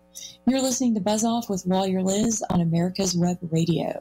45 years of experience is behind the most trusted name in auto transportation. Passport Transport, the first and finest today. That's why Passport Transport is the preferred auto transport for major auto manufacturers, concours, museums, tours, and collectors, and should be your choice from across the state to across the country. When you have the need, go to PassportTransport.com and enjoy the peace of mind referenced experience will give you. Passport Transport. You're listening to America's Web Radio on the AmericasBroadcastNetwork.com. Thank you for listening. And welcome back to Buzz Off with Lawyer Liz on America's Web Radio. As I teased a little bit before the break, we have brought in our next guest. I mean, you can't talk about what is going on in the world of unmanned aircraft systems and the drones and all the buzz surrounding them without bringing in Patrick Egan, who is editor at the America's Desk for SUAS News. He is an aspiring drone expert, spokesperson, for the elephant in the room. And, he declares he's an all-around nice guy. I have seen nothing to the contrary, but I tell you what, if you want to hear some, I say truth bombs, Patrick is the guy to bring them. So, Patrick, welcome to the show. Hey, thanks for having me on. Especially with the FAA's announcement last week of the 10 participants and their UAS integration pilot program, there were definitely winners, losers, and perhaps even some head scratching. But that wasn't the beginning. I mean, 2018's already brought a lot to the table, hasn't it? It has. And, there were a few things. I don't know if I can back up there a little bit. I've been called some other stuff, but this is a family show, so that's the only stuff I thought was appropriate for this one. But no, the integration pilot program was very interesting. But I think even, if we roll that back even a little bit more, who did the announcement on that? It was the DOT. And, all along I'd kind of been hearing, people were like, hey, I hear that the White House is calling over there to the FAA, and they're like, hey, what's going on with this integration pilot program? What's the holdup? What are you doing? This was like a weekly call. Although, to be fair, some folks over at the FAA were like, oh, we don't know really who's running the show or who's running the show over there or, what's going on. So we're not too clear on what we need to do. And I don't know. That might have been a lot. Well, go ahead. Oh, no. I was going to say, that kind of summarizes the FAA's and, of course, DOT, Department of Transportation's approach to drones for the last several years, unfortunately. Yeah, well, there's basically a lot of not knowing. Right. Well, there's a new sheriff in town, and the new sheriff, people, I don't care what side of the political aisle you're on. Trump had an airline, and people are like, oh, it was a failed airline. Well, hold your horses, because they bought a bunch of aircraft from Eastern when Eastern failed. And guess what? Eastern had been cooking the maintenance books, so for years, and the FAA didn't catch it. So there's a little egg on their face too, so all of that. But the bottom line is, he's had to deal with the FAA, both, with a Trump airline, and then also he did a Part 135 helicopter taxi thing going. So that's encouraging. Now, the Department of Transportation taking this over and making the announcements, I was like, ooh, that's, you would think that the FAA would be doing this, but I think that that's telling that it wasn't. And I've for a long time, the UASIO, Unmanned Aircraft Systems Integration Office, has been, running at the glacial pace or the snail's pace. And even today I tweeted out a picture, and I think maybe they should think about rebranding it as the Sandbag Station, because things are just, it just goes on so slow. So why is it so slow, It's slow for a lot of reasons, but, one of them, it's safety at the NAS. When I started this, there used to be a bumper sticker, and you probably saw this on a car somewhere, and it would say, do no harm. And that was the associate administrator, or I think he was the deputy administrator, Nick Sabatini for the FAA. And that was his saying. And that was his thing. He latched onto that. And we're not going to do any harm. And we've got to make sure we have everything in a row when we do this drone thing. And we've got to do something about the hobbyist, which I want to talk about, too, during this. I call it the regulatory wheel of suffering. A lot of this stuff is not new. I've been doing this for about 15 years, and we've seen it 3 or 4 times, depending upon what the issue is.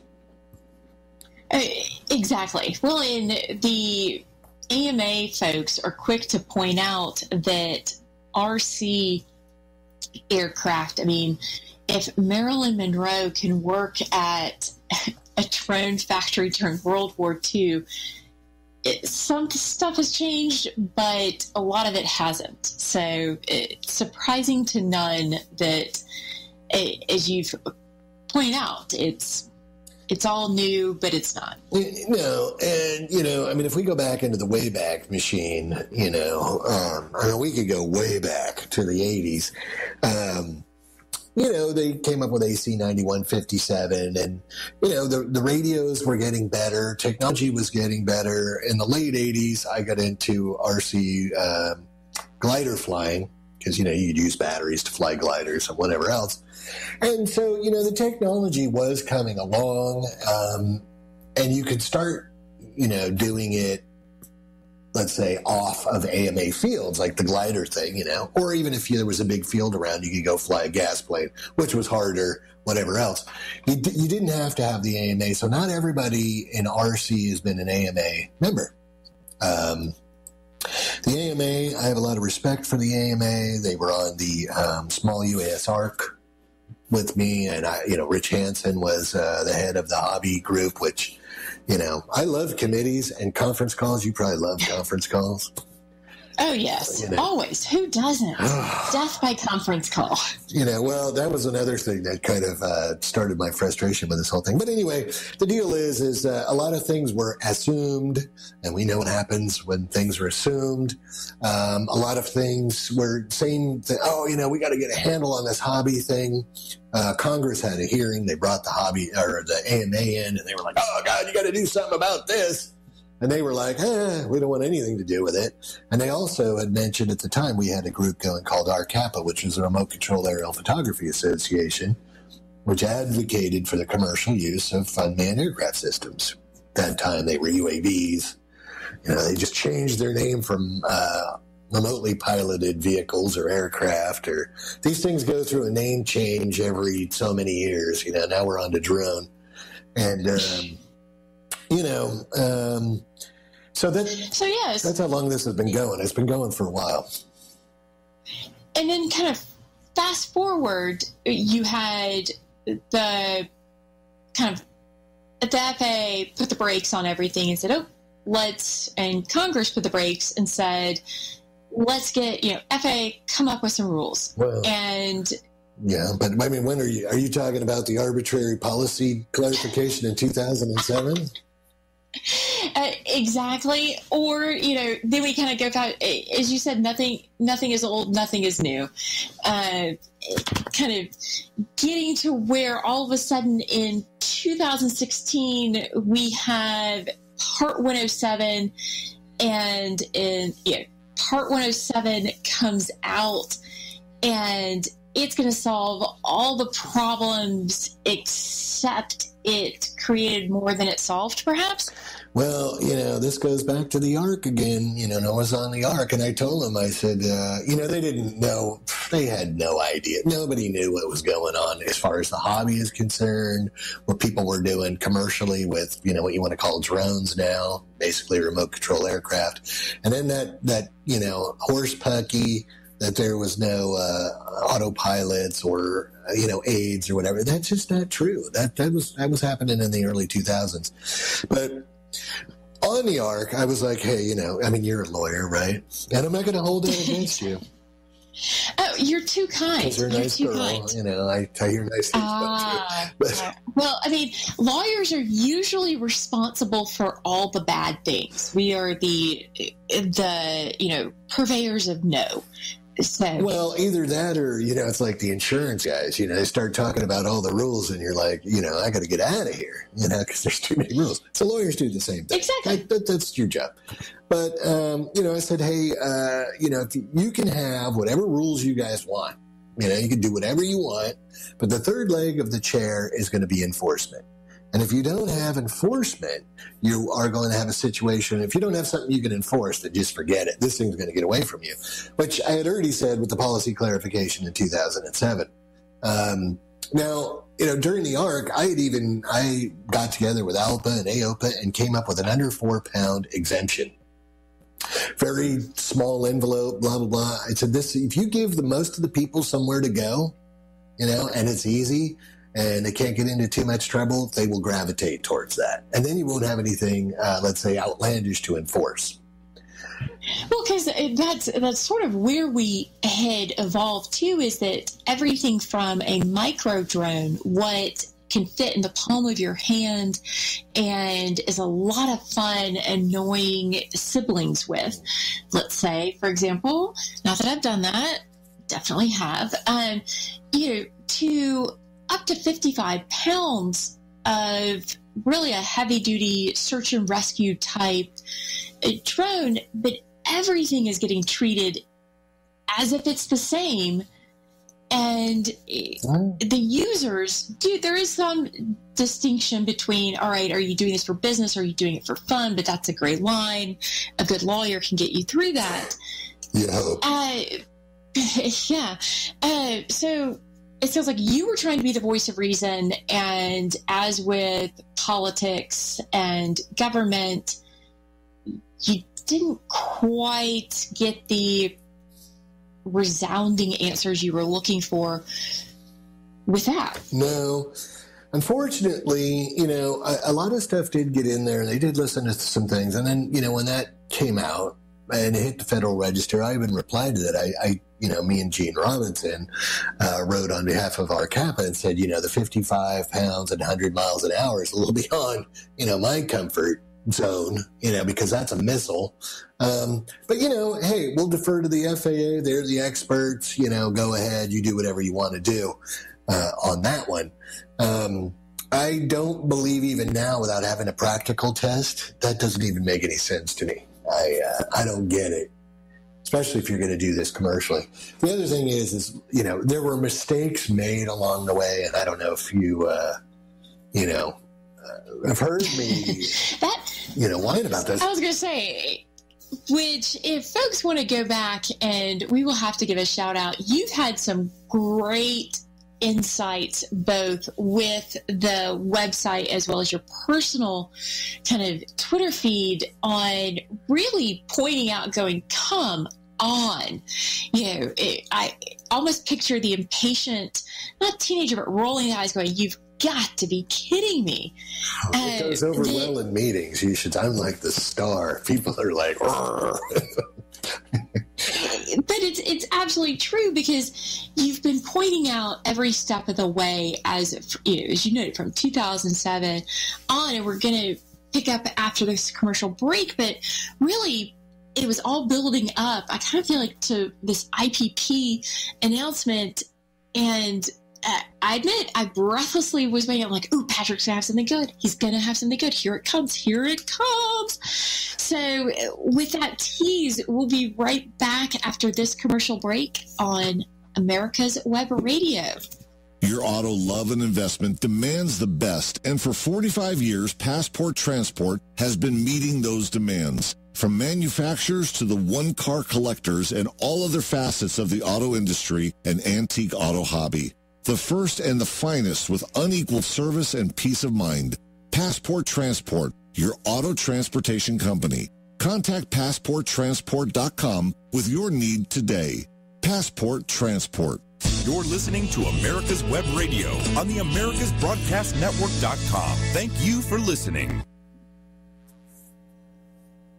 Welcome back to Buzz Off with Lawyer Liz on America's Web Radio. Catch us each Wednesday from 2 to 3 in the afternoon Eastern on americaswebradio.com. I'm your host, Lawyer Liz, chatting today with Patrick Egan. And Patrick, before the break, we were teasing, you're building up to this great story of how the chaos might be glacial, but it's chaos in the unmanned systems, the drone world, from a regulatory and a practical standpoint. And we've got these regulations that get announced almost 2 years ago that really didn't answer anything beyond what thou might be able to do from flying with lots of, but for asking for forgiveness or asking for penance, we might let you do it anyway. Yeah, there was that thing about the best laid plans of mice and men. I forget who wrote that, but, some things go awry. And I think in this case, the 1007 thing was very progressive. The up to 55 pounds and thing and 100 miles an hour was a lot. The other thing is you had folks that were not in the know telling people that basically when this thing kicks off, you're going to be able to do anything you want to do. And that was just a fantasy. I see so much misinformation, and especially and I'm not deriding the competition, but if you're I'm going to say it, if you're not reading the SUAS news, you're just wasting your time, because the rest of these people, by and large, don't really know what's going on. They don't have the historical depth. So they latch on to stuff like, oh, God, this is the gospel, you know. No, not really. That's not what's happening. And you're really only feeding people misinformation. So I'll say, in full disclosure, I am an avid, everyday, anxiously awaiting y'all's take on something, because you truly do bring in some experts. I mean, I'm buttering up a guest, but at the same time, I read it, I follow it. You'd be surprised who does. I mean, you know, all the time, it's nice to go around and people say, you know, my boss at such and such, you know, Fortune 500 company reads your, you know, site every morning religiously. They read it over at the Pentagon, and they read it in government, and they read it. And I do think it's affecting change. You know, Gary Mortimer, my partner, actually started it. And I always say, you know, Gary's probably done more for the global airspace integration effort than most. You know, it takes a lot of hours to put all this stuff together. But anyway, you know, we try. Some people go, wow, that, you know, weekend guy's mad at the world. And yeah, I'm a little frustrated, but I'm frustrated because of where we are today. You know, I talked about a couple of mistakes along the way, and one of the mistakes along the way was the Drone Registration Task Force, and I called that the shot in the foot heard around the world, you know. And it wasn't 30 seconds. I mean, you have to, court said no go, they reinstated it, but really, what were they thinking? I mean, registering every drone and putting a number on it? And it wasn't every drone, it was every person. Yeah, well, that and, you know, okay, well, let's go along with it. You know, I want to go along because I'm a nice guy and I like going along with things. So, okay, we're going to have registration. We had consensus on registration. Remember, it was going to fix all the ills. We'd have no more rogue drones going around. We're going to lock it down. It's going to work, you know. Man, that didn't even work for 20 seconds. All it did was kick the family show industry in the shins. Yeah. And the patootie. Yeah, exactly. And people, oh, well, I think you're being kind of harsh, you know. Well, that guy down there at Atlanta Hobbies, you know, he was saying business was off 70%. I'm in a mall in Burbank, right as the deal went down. California was Christmas season, and they got big screens in there because that's how they roll in Burbank. And they're like, oh, you know, FAA drone fines $25,000 or $27,000. I forget what the can't use that word either. I can't remember what it was exactly, the dollar amount. But anyway, it's up there, and I'm like, God, why would you, you know, go, you know, why? Who would buy their kid this? Why would you, you know, get your kid in this kind of federal trouble? You know, go buy him a gun instead. It's safer and easier. But I'm being facetious, of course. But I'm like, oh my God, they totally stepped in it. You know. So then, you know, I don't know. Did you read the MITRE report? You know, I've read a bunch of them, but what were some of the highlights for those who didn't? God. I was just like, okay, so I had already told everyone that was going to be on this thing. Well, not everyone, but a few from AirMap, DJI, and 3DR. That this was set up. Other people had tipped them off too. They all knew better. People paid their lobbyists to get them onto this dog and pony show. Get on the dog and pony show. You know, they trot out the MITRE report, and the MITRE report states that, shrapnel from explosions weighing 250 grams or whatever can be fatal. And I'm like, really? Wow. I did not know that. You know, I'm surprised. And I told both Brendan Schulman and Nancy Egan, I said, there's no way. I would have just said, I can appreciate what you guys are trying to do here. And, it sounds great and everything. But my company, we don't make shrapnel from explosions. None of my end user customers, we're not doing that either. So until you get some data, something that's peer reviewable that pertains to what I'm doing, I can't help you out and I got to go. I can't be a party of the craziness, and I'll see you later. Oh, well, you weren't there. You didn't know what the sidebars, the ex parte stuff, as far as I'm concerned. And, if I had more money and time, I'd let these people have it. I'd want to know, what was talked about in the backroom deals and who cut what deal and what went on there. all I do know. Exactly. That's the interesting stuff. Well, they run, how this deal gets run is a lot of people that are involved in the committee circuit are not qualified to be there. Because that's what I asked. I go, well, what, Walmart didn't send an engineer? Shocked.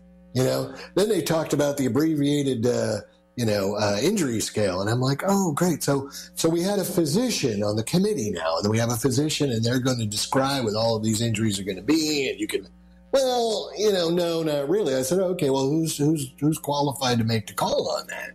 Well, did we have, Exactly. Don't talk crazy now. The lobbyists are qualified. Well, the lobbyists don't even, that might even be better, because what they do is these people pay the lobbyists to get them on there, and then they're up there. And, I've derided these people too. I was like, you get up there in front of Congress and you're like, well, Congressman, I feel like it's safe to fly at night. Oh, you got any data to back that up? No, but I feel like it's safe. And I just say, well, nobody cares about your feelings beyond Valentine's Day, okay? And I'm not betting my career. Maybe on, Mother's Day or Father's Day. Well, you're limiting the scope there, because hopefully everybody has the same thing. But whatever. My thing is nobody's going to bet their career on that. The drone industry has just squandered some just goodwill and free lobbying. Is it that no one wants to foot the bill for the extensive testing that would confirm? Is it that because I think they know the facilities aren't there? Here was another one. Okay, so the FAA, data, we got to have us some data. And I really made friends at the UASIO. At the time, I think it was the UASO, Unmanned Aircraft Systems Office, but I used to follow them around and ask, how's that data collection coming along? Made me popular. And, I got this guy in Paris. There was a great show, and I'm there, and I'm like, well, sir, it was Rick Prosack was his name at the time. He was heading it up. And I said, you guys got, any ideas on the data you want to collect? He said, well, no, not really. Okay, well, if you don't know what you want to collect, you're certainly not going to get it. I got down to, do you have any inclinations? And he scribbled on the back of a napkin. And, after that period, people were told that they didn't like me. But, whatever. I'm just trying to move the ball forward. I don't have forever. But, so anyway, during the arc, some guys from NASA Langley, you probably heard of these guys at NASA, they had a test matrix all set up, ready to go, gave it to the FAA. Hey, we could do this, NASA's got some money, whatever else, right in the trash can. Okay. I tried to resurrect that and give it to, the Small UAV Coalition et al. And said, hey, we can do some, research here. And this is real research. And I was just going to be the sniff test guy. Because I'm not an engineer, but I'm if I don't think it's right. You've been around aviation enough. I'm going to tell you if I don't think it's right. I'm not into modeling. That modeling is a bunch of, that can be biased, and I'm just not into that. I got to have something concrete that, you can write a report about and somebody can look at and verify. So anyway, that was there, and I even shopped it. And I was trying to get, 3DR and the other drone companies to pony up anywhere between $75,000 and $250,000. And, it didn't really go over very well. Small UAV Coalition couldn't get it off the pad. I guess their members didn't want it, or it was lip service or whatever. I talked to 3D Robotics about it, which, Nancy Egan said, and we're not related. People like, is that your wife? And I'm like, no. And if she was, I'd have probably divorced her for, being a sellout, because I didn't think she was qualified to be there. And I asked her, I said, well, you guys spend more money sending people around to take selfies with your damn drones than $75,000. And it would at least give you scientific baseline to speak from when people ask you questions. We're not going to pay for that. We'll let the FAA pay for that. And I was like, whoa. Exactly. Put the brakes on there. Or pump the brakes. Yeah, I said, wait a minute. Did you just say let the regulator pay for the research on your product? And she said, yeah, why not? And I'm like, well, okay. Right there, you told me you're totally unqualified for this position because that's not how aviation works. Thank you very much and have a nice day. And I just moved on from there. Yeah, I was mean, I'm this, I'm that. Well, it's like, okay, I'm not trying to win a popularity contest. I want to make a living.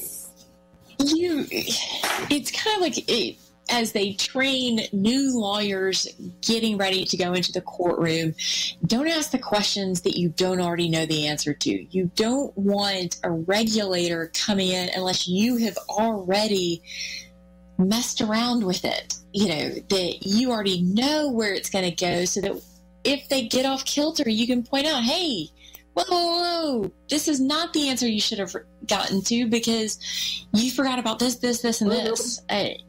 Did they have to pick you up off the floor? Well, nobody really wants to hear, the voice of reason. The FAA doesn't want to hear. They don't invite me to be on any panels, and really, they don't really regularly invite people that are, let's say, qualified to be on these things because they're really looking for an outcome. And I could candy coat it, mince words, or whatever else, but I've put in the time. Okay. I even was just May this month, 2005. Me and Gene Robinson and a few other people from RCAPA were in Reno for the kickoff of the ASTM F-38 meeting, which was the standards on drones. Maybe you've heard of it, maybe you haven't. They've been working for 13 years now on standards for drones. And you know how many civil aviation? One. How many? Oh dear. Well, we'll have to figure out how one can be the loneliest number, right? This experience will give you Passport Transport. This is Dr. George from Peachtree ENT Center. We've won patient care awards and have the highest patient recommendations because we believe in practicing medicine the old-fashioned way.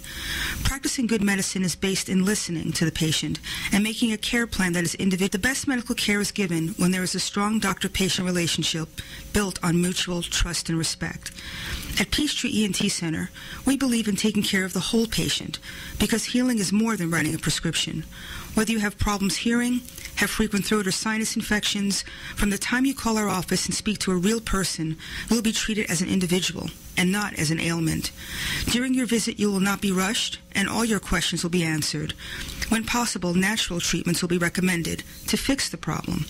If surgery is recommended, cost-effective, minimally invasive treatment for snoring, sleep apnea, or sinus problems will be offered because Peachtree ENT Center is where patient care counts. You're listening to America's Web Radio on the AmericasBroadcastNetwork.com. Thank you for listening. Welcome back to Buzz Off with Lawyer Liz. I'm your host, Lawyer Liz, talking today with Patrick. And Patrick, right before the break, what is the loneliest number? And if only one outlier aviation authority takes on well thought out standards, what does that mean for the rest of us? Oh my, like I said, so I was on the ASTM myself, the first meeting they had 2009, I'm like, what? Here we are in 2018. Really the FAA controls these efforts. I don't care what anybody says, and it's criminal. Thousands and thousands of people's hours have been wasted, on this. And I don't want to just beat up on ASTM because I think there's some smart people on there, but, leadership has an effect. Then you get new people on there. And I heard even the work that's been done is going to be kind of redone with new leadership. And so we'll have to see what happens there. And I don't want to leave them totally out because RTCA now is the blessed effort. And, I was on RTCA too back in the day. It was either 2005 or 2006. And, they pulled some shenanigans on me, which I was like, oh, okay, well, if you want to play shenanigans, I'm not wasting my time, and I'll see you later. But, the DAC, I went to the DAC last February. I went to that, and, we were talking about the committee thing. I do not believe that there was adequate federal oversight. I hear people making some of the same assumptions that were made 10 years ago or even longer. And I'm thinking to myself, how can this be?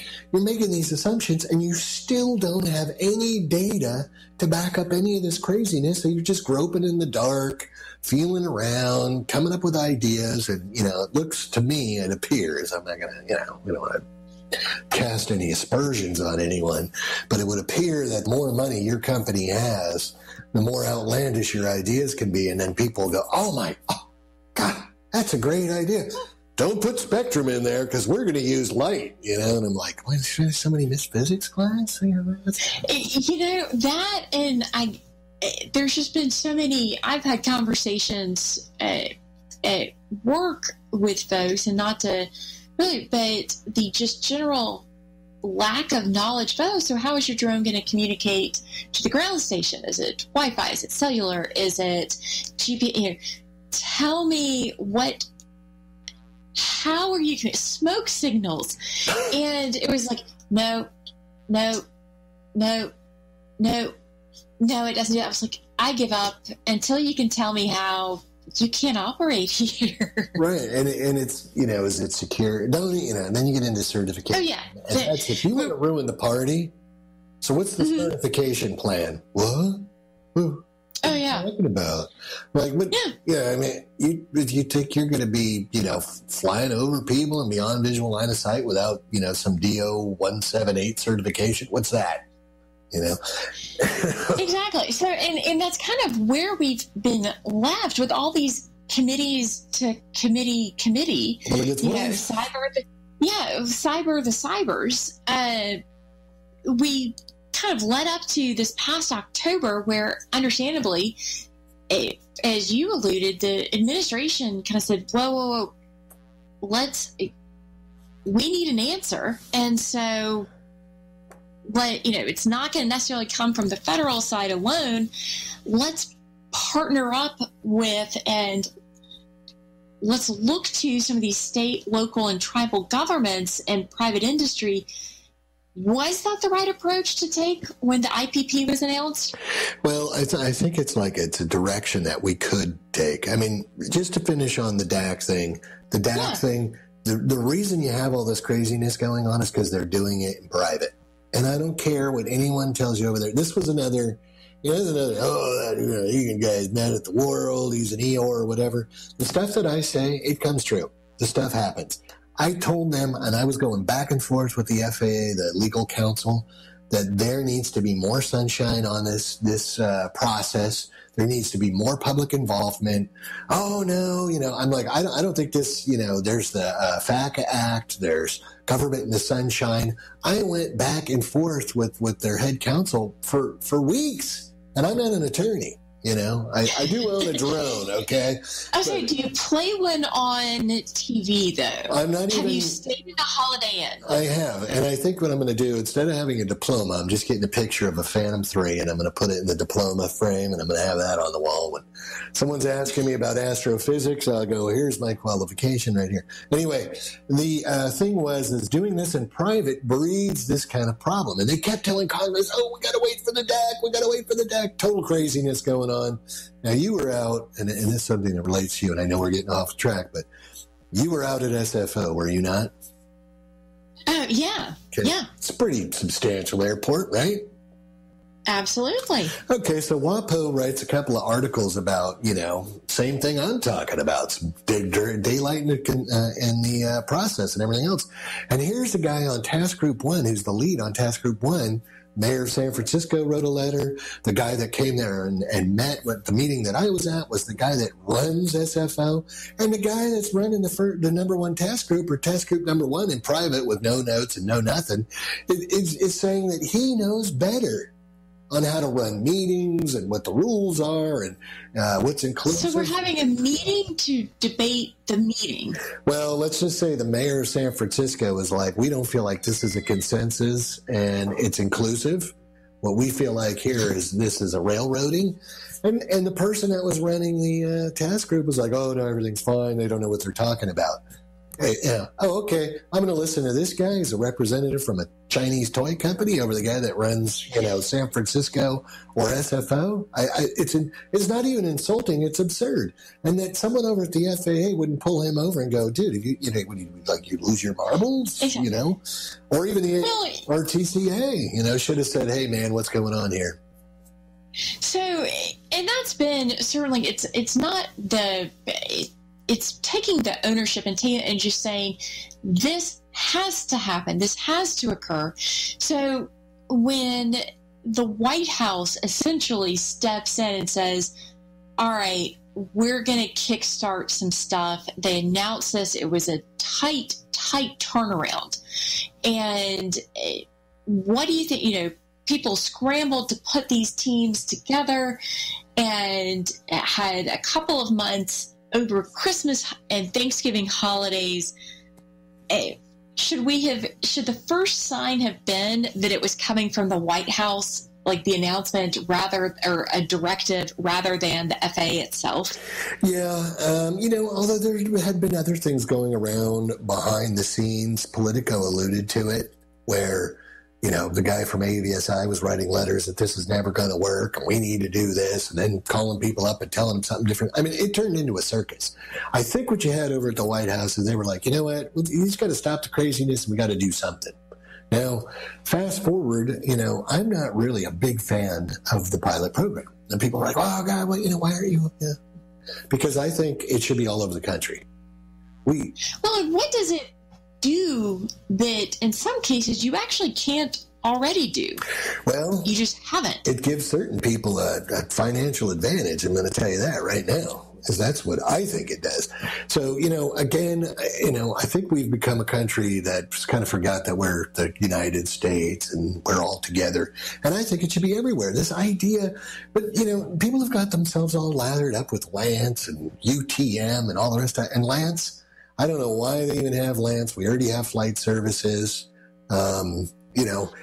It's one tab away from being Lance. So why do we need something new? Why do we need a new sweetheart deal there? The other thing is okay, so if you're out, and I like to use Corn Bluff, Iowa as an example. You're out in Corn Bluff and you want to fly 300 acres of corn. There's nobody around for 25 or 30 miles, which is probably beyond the range of the vehicle you're using. There's no air traffic, blah, blah, blah. It should be possibly another endorsement on your license. You know how to, you have an AVBAN radio, you file the flight plan, yada, yada. That sounds like a pilot program. How big the aircraft have to be and all the rest of those things, I'm not really sure. But we can do the research and the science to figure that out. Same with Beyond Visual Line of Sight. Oh, God, we don't even know what the requirement is. Oh, we got to have UTM. Well, how many drones are flying in the NAS at any one time during the day? Do you want to take a guess? Yeah. I would have no idea how to hazard a guess. And with the UTM, so the unmanned traffic management, you've got this a program where you don't necessarily know how do you track, how do you identify. Do any of this, so out of, 150, 200 applications of these local governments, state governments, they selected 10. So they definitely picked some winners. They did pick winners, but I think more telling is who they didn't pick. So you've got Secretary Chow coming out, making these announcements, and who went home, to cry in their pillow? Okay, I'm more of a yelling obscenities on the back porch kind of guy. So who was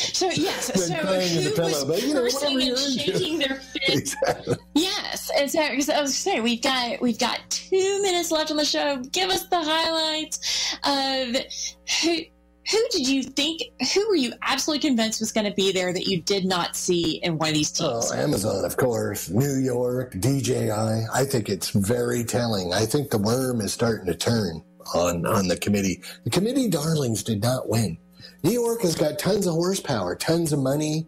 Hoot ran up there. I guess, Amazon and DJI. These people have tons of exposure, tons of money, lobbyists, association groups, and they couldn't make it happen.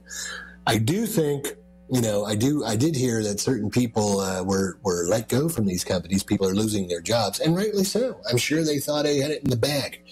But I think that people are starting to wake up and saying, hey, something's not right here. Something stinks. Something's been going on here. Why do we have these problems? Why do we have one OEM that's basically monopolized this industry? I mean, really, the health of the industry, you look at it, you got one OEM, and you have about 4 software engines and a couple of cell phone apps. That does not make for an industry. And we're starting to see it slide right now before our eyes.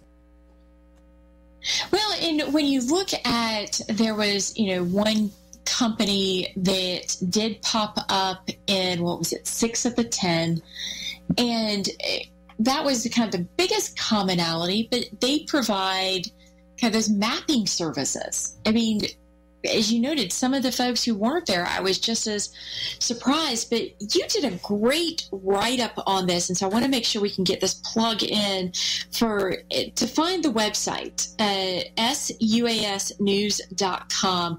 Where else, or kind of last-second nugget, what should we look for next?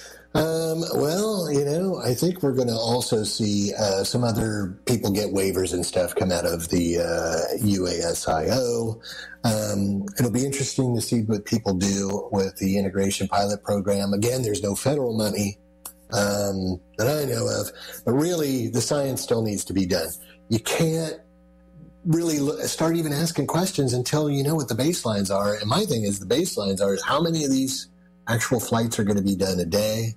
Where are they going to be done? How are they going to be done? Until you can really ask those or answer those questions, you really just we're not going to get anywhere. I think we're going to grasp around in the dark, and we're losing the lead. We're losing let's say the technological lead. I think it's still there, but other people are nipping at our heels. Absolutely. Well, thank you. And you will have to come back on the show and chat some of this with us. But Patrick, thank you for joining. Where can, on the suasnews.com, follow them on Twitter, follow Patrick on Twitter. Yes, at the Drone Dealer. You get the straight right off the pipe every day. Absolutely. So at Drone Dealer, thanks for joining the show, and thanks to everyone for listening. Catch us next time. You've been listening to Buzz Off with Lawyer Liz. Perhaps you are struggling to cope with the disease of addiction. If not, you probably know a family member or friend that needs help in battling the cravings and the personal and professional damage done by the effects of drugs or alcohol. Get a pen and paper and be ready to write down the following. These are the issues that the trained staff at the Atlanta Healing Center address and treat every day. Their doctors and counselors with over 40 years of practice in the field of addiction can treat the suffering individual in a thoughtful, compassionate, and experienced manner and guide him or her along the path to recovery. So call 770-696-9862 and speak to a knowledgeable staff member about how you or your loved one can be helped to enjoy a better and healthier life. More information is also available on the website at www.atlantahealingcenter.com. You're listening to America's Web Radio on the AmericasBroadcastNetwork.com. Thank you for listening. Cook Immigration Partners is your passport through the immigration maze. Whether it's help with E-Verify in your business, or help in how to document a new employee under the new I-9 rules, or if you marry a foreign national, Cook Immigration Partners is your best choice for a legal advocate. Call us today at 866-286-6200. That's 866-286-6200, or visit us on the web at www.immigration.net. It's that time of year again. If you suffer from itchy eyes, sneezing, a constant runny nose, sinus headaches, or an increase in asthma symptoms, and you're tired of using allergy medicine, maybe it's time to stop putting a Band-Aid on the problem. Peachtree ENT Center believes in treating the problem instead of masking the symptom. We are pleased to offer an innovative alternative that can free you from this routine. Sublingual immunotherapy is a safe, easy, and effective way to treat allergies to food and environmental allergens for you and your family. Imagine placing drops under your tongue to treat allergies. No shots, no office visits with time off from work, and freedom from needing daily allergy medication.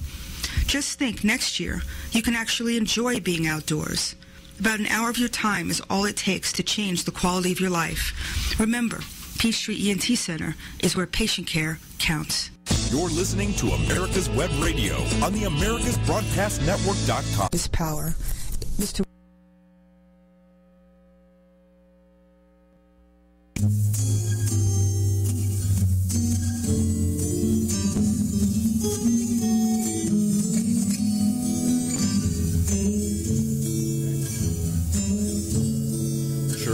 Your host on this show, along with my co-host who I alternate with every week, Dr. Mike, and we come to you with the best information in healthcare available. We arm you with the information that you need so that you can advocate for yourself and your family and for your healthcare needs.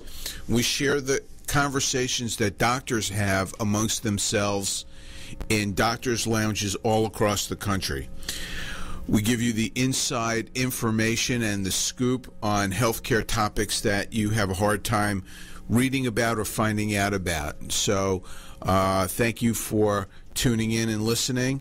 If you are a regular listener, we appreciate it. If you are new to this show, please share this information with your friends and let them know that this show is brought to you by the Docs for Patient Care Foundation. That's found at www.d4pcfoundation.org.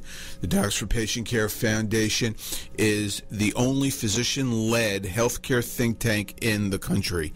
And we are doing very interesting things still because healthcare is still in the news. And even though you don't read about this on in your local newspapers very much, or you may not hear about this on TV, once again, healthcare has bubbled up to the top as another campaign issue. And just as it was in 2008, 2010, 2012, and every election up until now, people are talking about health care. They're concerned about their health care costs. They're concerned about access. They're concerned about everything regarding health care. Now, what we know is that the issue that was on the table up until this past election was repeal of Obamacare, and that was very, very easy to rally around. That was certainly the issue that Docs for Patient Care was founded on. Well, now that Republicans have claimed the White House and both houses of Congress, there is very little excuse left for health care still being as dysfunctional as it is. And there are lots of excuses. The fact that no law can get by through the Senate, no bill can get through the Senate because of the filibuster rule. So because nothing is bipartisan these days, and there is such a divide in politics, no law can get passed that would really solve the health care problem. We've seen things happen out of Washington that have attempted to change things. We've seen the repeal of the individual mandate that was done as a as part of the reconciliation bill, which did not require 60 votes but 51 votes, and President Trump signed that into law. However, many people believe that by not repealing Obamacare and by simply removing the individual mandate, the Trump administration has actually further destabilized health care. So as a result of that, people are more uncertain about where their insurance is going to come from because insurance companies continue to leave markets, and those that are staying are raising their premiums. And once again, this has become a huge campaign issue. In Maryland, the average proposed increase for insurance in 2019, the new rates are being put out there now for the next calendar year, are averaging 32% increases, with the range going from 18 to 91%. The same has happened in Virginia, and there are other states that are raising their rates, and they're trying to make do with what they've got in their states, but other states are losing insurers and they're leaving markets. In Georgia, in the individual market, there's only two choices, and they're both available on the Obamacare exchanges, and neither of them are really good insurance choices. One is a Medicaid product, Ambetter, which operates through Peach State, which is predominantly a Medicaid organization. The other is through Kaiser, and both of those options really leave people wanting for better health care options. MarketWatch recently reported that not only is there increases in healthcare premiums for insurers, but that what the rising insurance costs mean is that wage growth for the average employee around the country is actually decreasing, because the amount of money available to employees for salaries is being eaten up by the insurance premiums, which are forecast to increase by about 4% across the board for group insurance in 2018. And Americans are getting less coverage despite paying higher premiums. It's interesting because some of the articles that I've recently read are now discussing things that we have talked about on this show for the last 4 years. I'm chuckling because the authors of some of these articles are now talking about the problems with the lack of price transparency, how insurers are not covering ambulance services, and that has to do with the fact that there's no competition, and that has to do with certificate of need, which we've talked about, that ambulance services can't set up shop because the competition is being squashed thanks to certificate of need laws.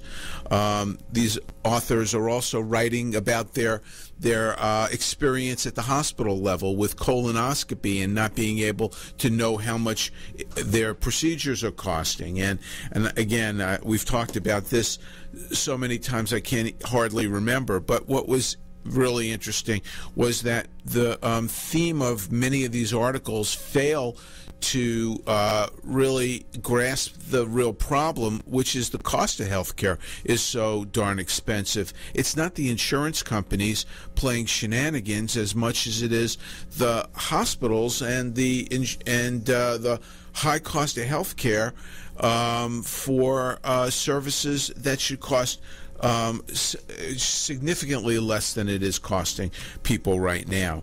And so this growing frustration has led people to once again embrace the concept of a single payer, which we've had Sally Pipes on this show, and she's written about the single payer experience in Canada and what a disaster that has been for Canadians.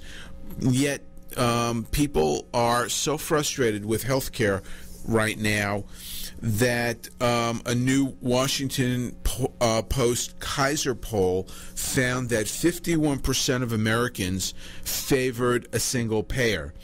And Gallup and Pew reported similar results last year. And this is because Americans perceive that their insurance costs are going up, their choices are down, and the value of the health insurance that they have is less, with them needing to pay more and more for less and less services. And so even though people feel that government involvement in healthcare is probably not a good idea, they are increasingly now wanting to see the government involved in healthcare, and for the first time since its passage, more Americans now oppose repeal of Obamacare than favor it. So the message that Republicans need to get in this coming election is that they own health care, even though they may not directly be responsible for it. But they've been running on repeal of Obamacare and doing something better for the last 10 years, and things are not better. They are worse. I think that the Republicans who are now starting to sense that health care is going to be an issue are starting to talk about it, and the Trump administration has promised that they would fix health care, and they actually have brought this up again. It's bubbled up to the top, and they're now talking once again about health care. And if people were not paying attention, a week ago there was a Rose Garden event which was attended by many politicians, but also by some doctors, including Lee Gross, the president of the Docs for Patient Care Foundation, and one of the principals and the leaders in the direct primary care movement. And the reason for the Rose Garden event was to unveil what hopefully is the first of a series of healthcare initiatives to try to get the upper hand once again in healthcare, because if the GOP fails to win this debate about healthcare and this mess is pinned on the GOP come election time 2018, they are going to suffer mightily at the ballot box. Healthcare has been a winning issue for the last 10 years, and because the Democrats owned healthcare up until now, they suffered because of the misery Americans are experiencing in healthcare. And that's going to change. It's going to be reversed in 2018 unless some tangible wins occur in healthcare in the United States. So with that as a backdrop, we're going to talk about what the Rose Garden event was all about. And we, as Docs for Patient Care, have been invited to be part of the conversation, and I am going to share with you my imaginary conversation, this show, with President Trump, and try to explain to him that he's on target with what needs to happen, changes and positive movement in healthcare, but he is listening to the wrong people and he is messaging this incorrectly. And I think that we can help him as Docs for Patient Care if he will give us an opportunity to weigh in. So stay with us, and we will talk about healthcare and politics in the 2018 election. The Docs for Patient Care Foundation is your way to join the fight and become a member of an organization created by doctors for patients, dedicated to fighting for your healthcare freedom and preserving the doctor-patient relationship. Get a pen and paper. Write down docs4patientcarefoundation.org. That's DOCS, the number 4, patientcarefoundation.org. Go to our site and please make a generous tax-deductible donation and join the fight today. Thank you. Whether cruising the strip in a 57 Chevy or taking the family on a vacation in a 71 Oldsmobile Vista Cruiser, you need to tune in to Classic Cars with Steve Ronaldo and Jim Weber every Saturday from 8 to 9 a.m. on americaswebradio.com. The Docs for Patient Care Foundation is your way to join the fight and become a member of an organization created by doctors for patients, dedicated to fighting for your healthcare freedom and preserving the doctor-patient relationship. Get a pen and paper. Write down www.docs4patientcarefoundation.org. That's www.docs4patientcarefoundation.org. Go to our site and please make a generous tax-deductible donation and join the fight today. Thank you. You're listening to America's Web Radio on the AmericasBroadcastNetwork.com. Thank you for listening. Welcome back into the Doctor's Lounge. I'm Dr. Hal, your host, and we are talking today about healthcare as a election issue once again. And we left the last segment talking about the Rose Garden meeting that President Trump had, and at that meeting were the principals who are responsible for the first portion of enactment of the president's initiative to give relief to Americans with regard to high cost of health care. And in addition to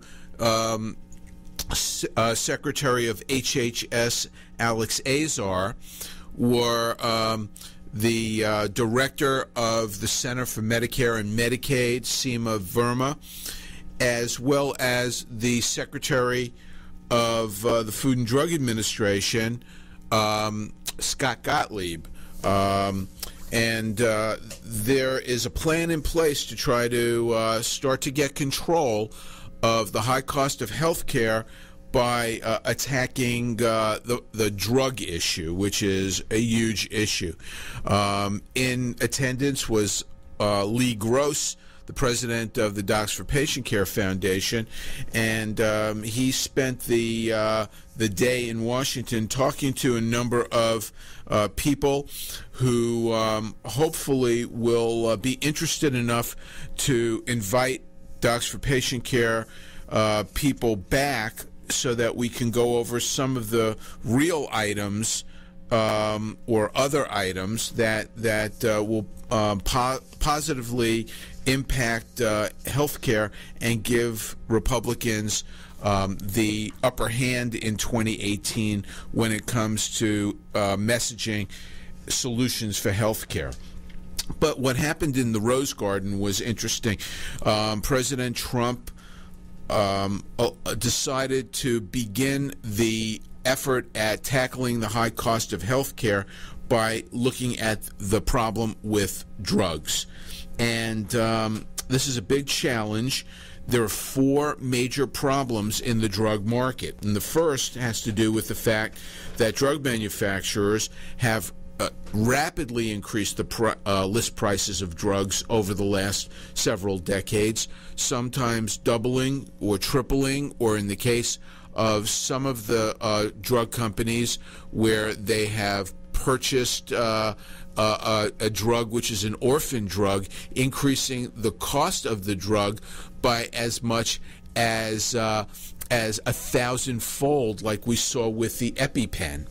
So that's one problem. The second problem is that government programs and private payers do not always have the tools that they need to negotiate more reasonable prices.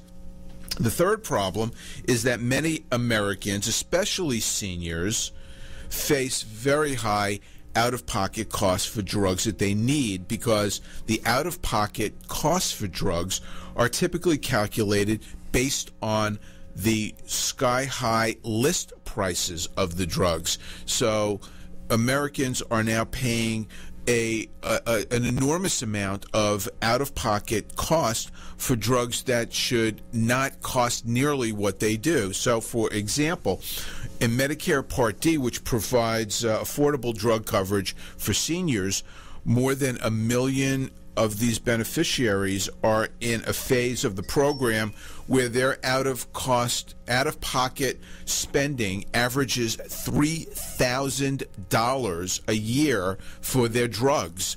This is just unmanageable for a very large percentage of our seniors. And then finally, foreign countries are getting their drugs at cut-rate prices. And the reason for this has to do with the fact that in the majority of countries around the world, they are socialized healthcare systems, government-run healthcare. And so they are bullying the pharmaceutical companies to give them pricing that is unreasonably low. They're threatening these companies and saying that they will not allow these companies to sell their drugs in their countries unless they give them this incredibly favorable pricing. And they're so unrealistically low that the companies are making up their losses in these countries based on their ability to rape the American public on sky-high pricing. And so Americans are basically paying the load for these drugs around the world, and that is a giant problem that hopefully President Trump is going to stop. So HHS has the ability to fix these problems because they run out of HHS, the Food and Drug Administration, and the Center for Medicare and Medicaid. And so the FDA recently unveiled the Drug Competition Action Plan, and it expedites the approval of generic drugs. And so in 2017, more than 1,000 new generic drugs were approved. That's a record number, and 200 more than have ever been approved in a single year. And that number is going to be even greater in 2018. So with generic drugs flooding the market, that increases competition and forces the pharmaceutical companies and the brand name drugs to come down in price if they wish to compete. The other things that are coming out that were messaged in the Rose Garden speech, there are 4 major strategies to fix the drug problem.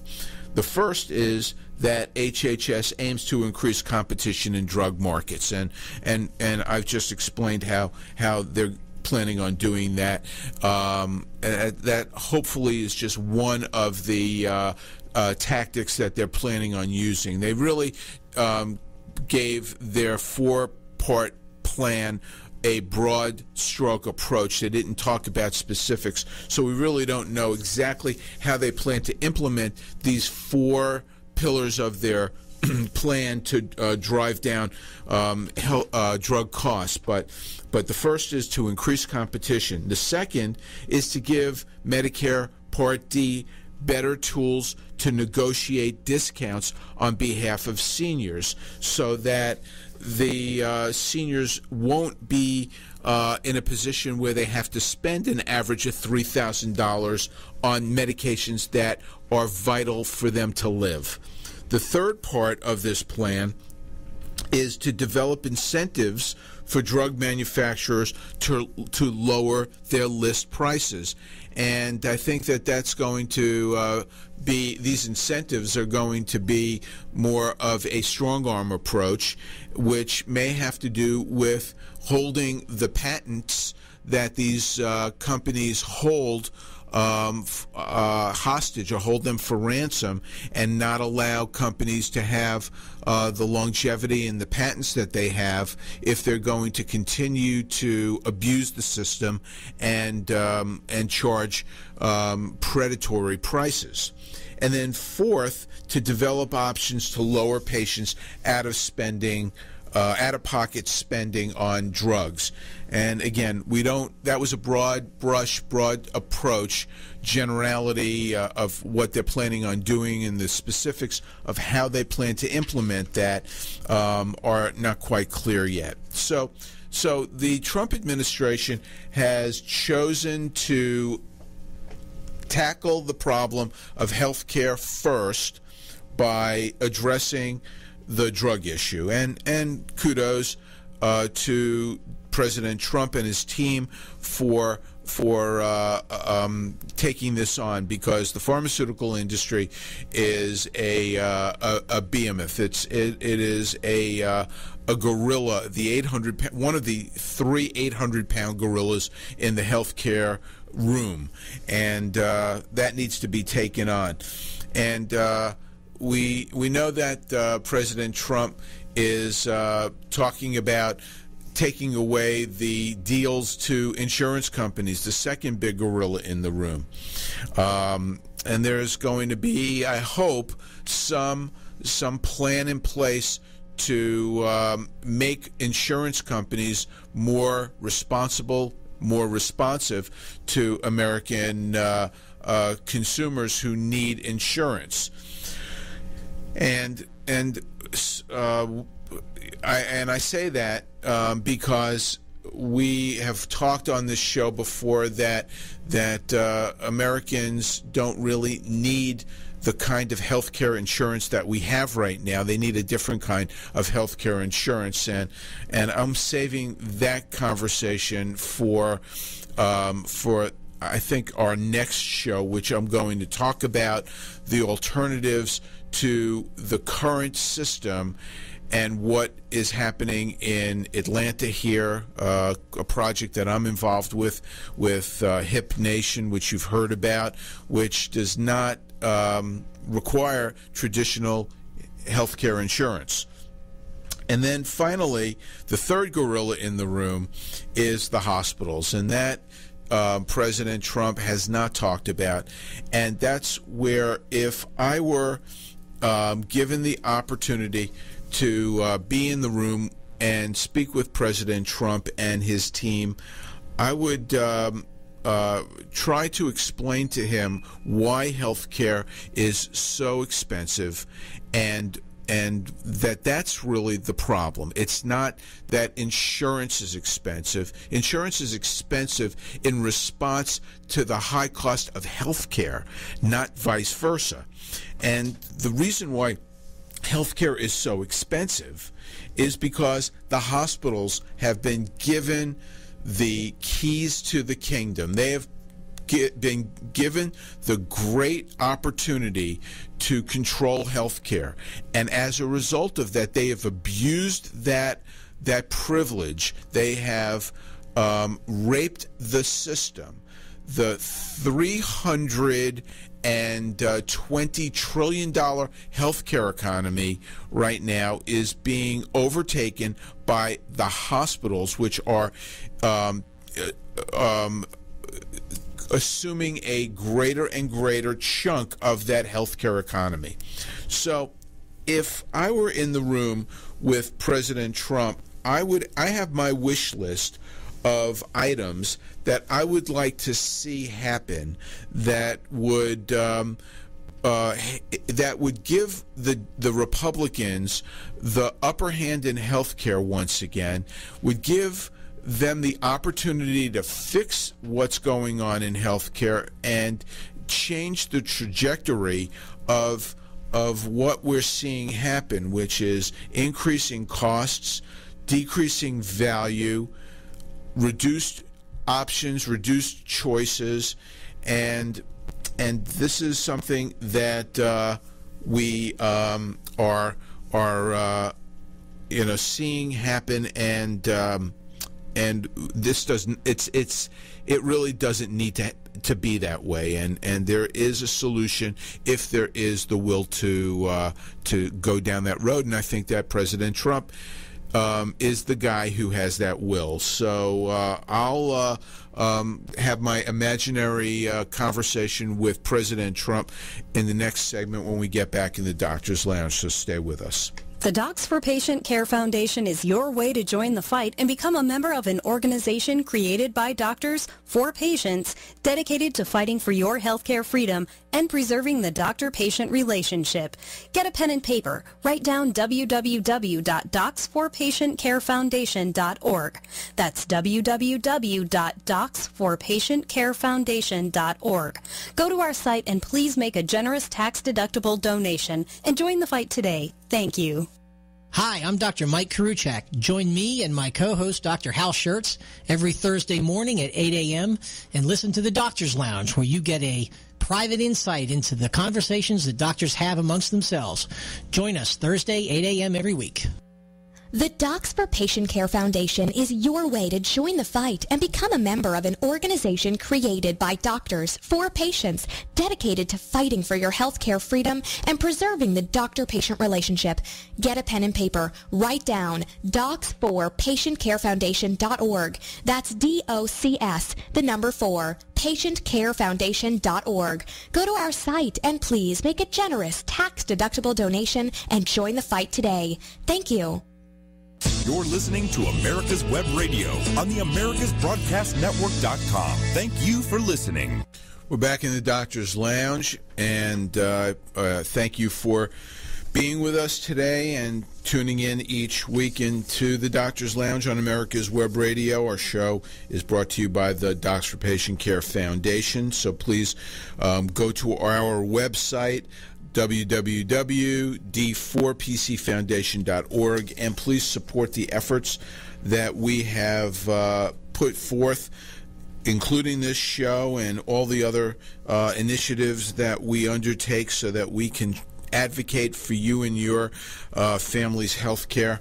There are very few people doing it these days, and we are one of them. So please don't let this effort die in the vine. We can't do this without you. So Dr. Lee Gross, our president of the Docs for Patient Care Foundation, was invited to the Rose Garden, and he got to talk with a number of people in Washington and hopefully set the scene for an invitation back to discuss issues in healthcare that can only be discussed by people who are taking care of patients every day on a regular basis and who understand the healthcare policy issues, the healthcare political issues, and that's what we do at Docs for Patient Care Foundation. So if we were given the opportunity to be in a room with President Trump and inform him of what the big problem is, I would start out by thanking the president and telling him that we appreciate his willingness to tackle health care. We think that the elimination of Obamacare is important and it is necessary, but there are other things that need to happen in parallel, not in series. So we can see certain things take place that must take place in order to fix the mess that we're in. And it is a mess that we got into, not specifically because of Obamacare, but Obamacare accelerated the mess that we were already in. And so kudos President Trump for tackling the issue with pharmaceuticals. Kudos for recognizing that the insurance industry is a big problem. Kudos for your dedication to fixing veterans' health care in this country, because we owe it to the veterans to give them a system that works for them. But for the other 300 million Americans, the healthcare system is not working very well for those people. And specifically, President Trump, there are problems with the healthcare system because the playing field is not level, and there is no competition in healthcare. And the reason why that is the responsibility of the government. In trying to fix healthcare for all of these decades, they have created a monster which has made competition in healthcare non-existent. Insurance companies are paying 97% of healthcare costs as a third-party payer. Patients are assuming a greater responsibility for the costs because insurance companies are paying less and less, and the healthcare costs are going up at a tremendous rate because hospitals are taking advantage of the system. There's no competition in the market, President Trump.